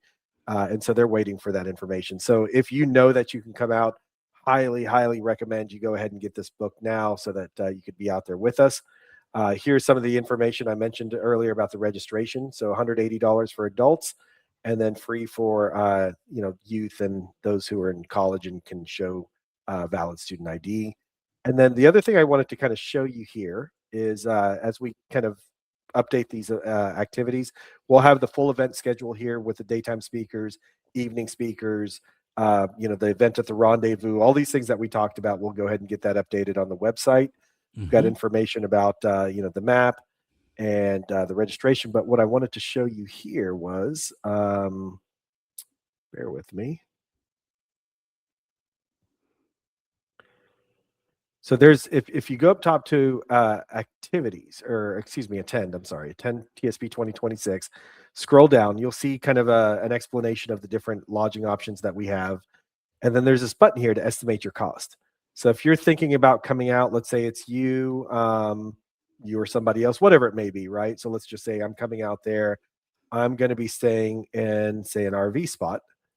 And then again, we talked about with the expanded options that we have, it's not just 7 nights like we had before. If I wanted to come out for, let's say, 3 nights, right? The May 10th through the 13th or 14th through the 17th. I'm going to select that one there. I'm not going to do the meal plan, or I can add the meal plan. You could also buy a t-shirt, right? Important thing I wanted to mention here is if you do register and you want to buy a t-shirt for, to commemorate TSP 2026, be sure you do that before April 10th, because we do have to cut off the registration for t-shirts and get those over to the folks who are going to be printing those. You could still register for the star party. You just wouldn't be able to order a t-shirt. But let's say I don't want to order a t-shirt, calculate the estimates, and it'll actually give me this information, right? So I've got the registration, a t-shirt, any of the sales tax information, and then an RV spot for 3 nights here would be $119, right? So I'll have to put the $50 deposit down, and then once I get to the ranch, I'll have to pay the remaining balance, which is $69 there. So you can kind of go through this exercise, estimate your costs for, coming out yourself, coming out with other people, choosing the different lodging options. It's a good way to kind of get an estimate of what those costs might be. And I do want to mention that those RV spots do have power, water, and sewer hookups. So you're not having to move your camper around to, you took 2 showers and now your RV camper, your tank is full, and you have to go dump. No, you hook your hose up. You have one there on site. So, and those prices for what you get are very, very reasonable, especially for the event and the experience. I never go away from a TSP in Okie-Tex and El Dorado and go, man, I really regret spending the money on that. It's always like, that was a lot of fun. And it's just something I plan for in the budget every year. So it just works out. Yep. And the costs, right, are listed here. This is pre-tax, obviously, right? But for RV spots, they're $39 a night. Family cabins, $122 person a night. Hillside cabins, $141 per person per night. Tent cabin camping, we actually brought this down this year, so that was more expensive in the past. We asked if we could make this, comparable to the nearby state park, which is $17 a person a night. So we're doing that. And then the bunkhouses are $86 per person per night. Now, the one thing I do want to call out, though, is for the family cabins, the hillside cabins, the 122, 141, and this $86 per person per night, that does include your meals. So don't think of this as just, I'm paying $86 for the bunkhouse. You're getting the bunkhouse, the roof over your head, as well as meals as part of that price. Yeah, and that's a great deal, actually, for what it is. All your covered amenities at Prude Ranch do come with that meal. However, if you're covering yourself with an RV or a tent or something like that, you do have to purchase those meals. I will say, though, the food is actually really good, and there's a salad bar where you can make your own salad every night. It's well worth it. Absolutely. And you also have desserts and drinks, right? Non-alcoholic drinks, right? But typically you'll have some really good desserts. There's a run on the desserts every night and every day for lunch. That's then you'll typically have water and something like iced tea, fruit punch, coffee, or lemonade and coffee and things like that. So lots of good stuff to choose from. We do have a couple of questions here as I was kind of going back through the chat, and I see we have some more. But Star Fox says, how's Howard Miner, Eddie Trevino? There's so many that know a wealth of knowledge, and I've learned so much from. Well, Eddie Trevino is one of my best friends in astronomy. He's doing great, running marathons, and I think he'll be on a cruise this year, so we won't see Eddie out at Texas Star Party. And Howard Miner's doing just fine. He's still doing the newsletter for our club here in Beaumont, the Astronomical Society of Southeast Texas. Brilliant amateur astronomer, both of them. But they will Both of them will unfortunately not be at Texas Star Party this year, but you might see Eddie at some of the other ones. This one came in. I believe that's Lonnie Mosley down there. I'm not sure if it's Lonnie or not. It might be El Moss. I'm thinking so. But what time does the gate open Sunday? And that's a great question, because typically it's around 10 or 11, Joe. And I think we're probably going to leave it. I think we might have it there listed somewhere. And if we don't, we will have that on the schedule when that comes out in the next week or so. Yeah, it's typically 10 or 11, like you mentioned, but we'll get that clarified and ready to go. I think a lot of it is just a matter of having everything ready to go Sunday morning when everyone comes in, and hopefully we can get you through that registration process as quickly as possible. But we'll have that. Here we go. What time is check-in? 11 a.m. 11 a.m. Yep. And sometimes we do it early. So, I mean, it might be 10:30 and we decide, hey, the line of cars is getting a little crazy. Let's start letting people in, Right. to get you guys off of the infamous winding road as it comes out there. Brody, you said only. Yeah. Oh man, sorry, that previous one. If I only lived in the area, you know what? Take a flight out to El Paso or to Odessa. You don't have to bring any equipment. Come hang out with us. There are lots of telescopes you can look through. That's right. As we like to say, me telescope is Sue telescope. So I think that's the saying, right? Yeah. Especially if it blows over, then you have to help me pick it up. That's right. And Brody asks, is it $17 per night on top of registration? Yes. For tent camping, yeah. Registration is, again, to help us cover the securing costs of the ranch and back end stuff. Like a Star Party takes quite a bit to run as far as cost wise. And then the $17, all the lodging rates, that all goes to the Prude Ranch, who are an operating dude ranch out there. One of the longest running, I think, in that area as far as like on the scale of the thing. Yeah, I think they said since 1897 or something like that. Yeah, since the 1800s, they've been taking dudes from the city and putting them on horses and stuff. And keeping that tradition alive. And who knew that 40 some odd years ago, when the Texas Star Party first started, that would extend to astrotourism, which is what it is. We are astrotourists as city slickers heading out to the Prude Ranch for some dark skies. And I'm telling y'all, it is overwhelmingly like when the Milky Way comes up, and you can see your shadow on the ground because of the starlight that's coming in. It's absolutely wild.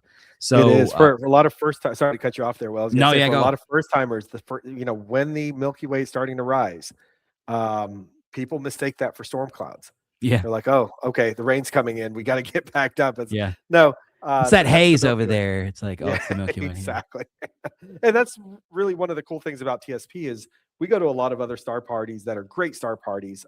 They're, in this, at least here in the southern part of the US, they're usually in the autumn time. And so you kind of miss that kind of peak time to observe those objects that are gems in the Milky Way or in the, spring or summertime. That's what TSP is really fantastic for, is that you get not only just the environment and everything else about it, but this time of year, the things that you're going to observe in the night sky are just absolutely fantastic. My favorite, at least.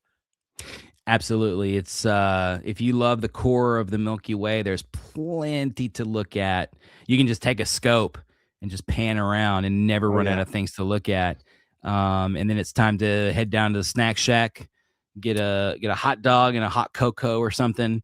Yep. And then you're back up to it, and pretty soon your buddy's calling you over to look at this and look at that, and your friend over there is asking you why their mount isn't working properly, all kinds of things, and that's the cool thing is, like, if you have equipment issues out there, there's so many of us out there that probably have the same mount or one just like it.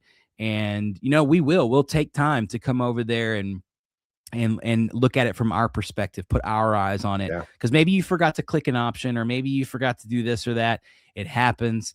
There's always gremlins in the machine when you get out there. And sometimes it's something simple. And there's just a lot of really knowledgeable people smarter than Joe and I out there that have been doing it for much longer, even, that are willing to help you. So there's a good community of people out there that want to help, and they want to see you succeed in your astronomy, because we as astronomers, doing what we do, we have to help each other to push this thing forward into the future, Yep. because there's a lot of threats to amateur astronomy these days with satellites and people wanting to put giant mirrors in space to reflect light down on cities, because darkness just ain't cool anymore, man. Darkness is so 2010, so we're gonna put some mirrors up there and so things like that. So our night skies are being threatened, and Joe, you mentioned Stephen Hummel. He's out there making sure these oil and gas refinery and exploration teams don't get too bright with their stuff, and they have really done a good job. I believe one of the last figures I heard, and some of y'all can probably correct me, but I think that the light pollution down way further north of us is down 40%. Yes. Which is a huge number considering what it was about what a little bit less than a decade ago. Yeah, It was no much doubt. worse. So lots of work to do. Yeah, no, and sorry to cut you off there. Well, I was going to say, globally, they're saying that light pollution is increasing 10% year over year, every year going forward. And so to see that trend reversed, it just speaks volumes to all the work that Stephen and other dark sky advocates are doing out there. And like I said, this is one of the last places on Earth where you could see, certainly in the continental U.S., where you could see skies this dark, this pristine. So, take advantage of it. Join us out there, May 10th this year, and come out for years to come. And we're hoping to be able to put this event on and enjoy these night skies as long as we can. That's right. Yeah, and Brody is giving us an update there that the Mirror project got approved, unfortunately. Let's hope, Brody, and this is what I think will happen, that public outcry will be so much and so powerful that this company will run into the nearest cave and hide for the next 50 years. And then it's not our problem, then it's our kids that have to deal with these people who want to do this for whatever reason. Circadian rhythm is the biggest argument against this thing. Well, Right. your crops will grow all night. No, they won't. They need to sleep too, just like we do. So exactly. So that's good information. Thank you, Brody, on that. So, and that's the thing that probably Joe and I should just do an entire live stream in the future about, is just like, why this is a bad idea. And and I know that actually Stephen Hummel has had a chat with this company. I think it's Reflect Orbital, I believe is the name. I think that's the name too. Yep. Yeah, and he's actually had from what I remember, it seemed like a pretty good conversation. Stephen's an amazing guy. Stephen Hummel. If you're not following him, Hummel_Stephen on Instagram and stuff. He's just a huge wealth of knowledge. He's a fellow Sprite researcher like myself, and he's just a really cool guy and doing some really good work at the McDonald Observatory, which is one of our favorite places. Absolutely. And you too can go and hang out and tour that while you do TSP, which is a really cool treat. So yeah. What else, Joe? Well, I think that's it. Yeah. I appreciate everybody joining us tonight and hanging out and asking questions and listening to us talk about TSP. We get super psyched about it. We're talking about this 365 days a year, it seems like, because we love it so much. But I'm really hoping that, for those of you who are on the fence, you've never been, we answered some questions that maybe, help spur you to come join us at the Texas Star Party this year. And if it's not 2026, then, maybe 2027, right? This is, like I said, we love star parties. We love astronomy. There's just something special about Texas Star Party that's unlike anything else. And we really want everybody else to kind of experience that feeling that we get when we're out there, and just that sense of joy and wonder and excitement that we always experience. So I highly encourage you to go to Will's YouTube page at Deep Sky Dude on YouTube. Check out some of the videos that he's got out there for the Texas Star Party. Gives you really kind of just a sense of what it's like. And as great as those videos are, there's nothing quite like being there in person. So please join us if you can. If you've got any questions, you can send those to us, joe.calef, KHALAF. I should post that here at texasstarparty.org, or actually just info@texasstarparty.org. Those will come to all of us, and we'll be able to answer those questions that you might have. Will, they can follow you on the social platforms at Deep Sky Dude. Yep. You can follow me on Instagram at the Astro Joe. Hoping you all can be out there.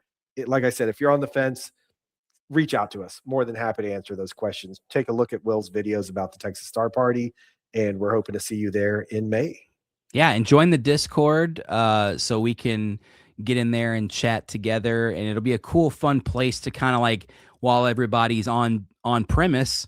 Hey, there's a little meetup of us heading down for lunch at this time. Things like that. That's it's an open ability that you can do right there in Discord. It's just really easy. If you're not a Discord fan, I get it. It's a little weird at first, but it does get better and easier over time. So it certainly does. Join us on the Discord and come hang out with us there. And then year round, we'll be in there chatting. And then we'll see everybody on the fields. But yeah, if you guys don't have any more questions, I think Joe and I will bugger off and go start packing. Basically, Yeah. I mean, we've got 54 days until this thing goes down. And the last thing I want to do is forget that cable that I need for my ASI Air or something. Well, Will, you're one of the few people I know who does both astro imaging and visual observing. So you've got a lot more to pack than I do. I'll probably wait a week before I start doing that. But like I said, if you have any questions, email us. I'm going to post this on here real quick so we can go out with it. Bear with me as I get it there. Hang on one sec.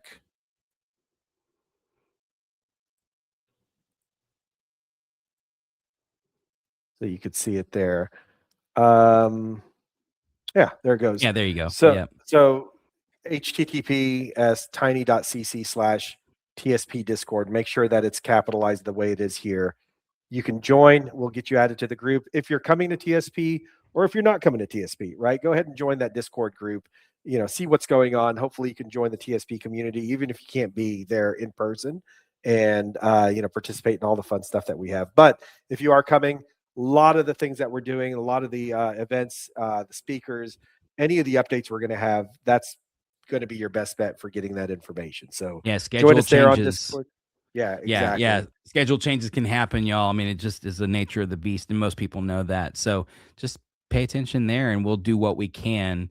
Joe and I are pretty good at keeping things updated and stuff as much as we can. So for sure. So yeah, appreciate everybody joining us tonight. Will, I always thank you for joining me in these lives. It's always a blast doing this with you, man. It's like when we can't be there out in the field, the second best thing is to do a live stream with you. So thanks so much for spending the time with us, everybody out there on YouTube and in the Facebook groups. Like I said, if you have any questions, join us on the Discord group. Send us an email, info@texasstarparty.org. And we are hoping to see you there at Fort Davis in May. That's right, guys. Thank y'all for watching, and give us a follow. We'll see y'all in West Texas. Good night, everybody. Bye.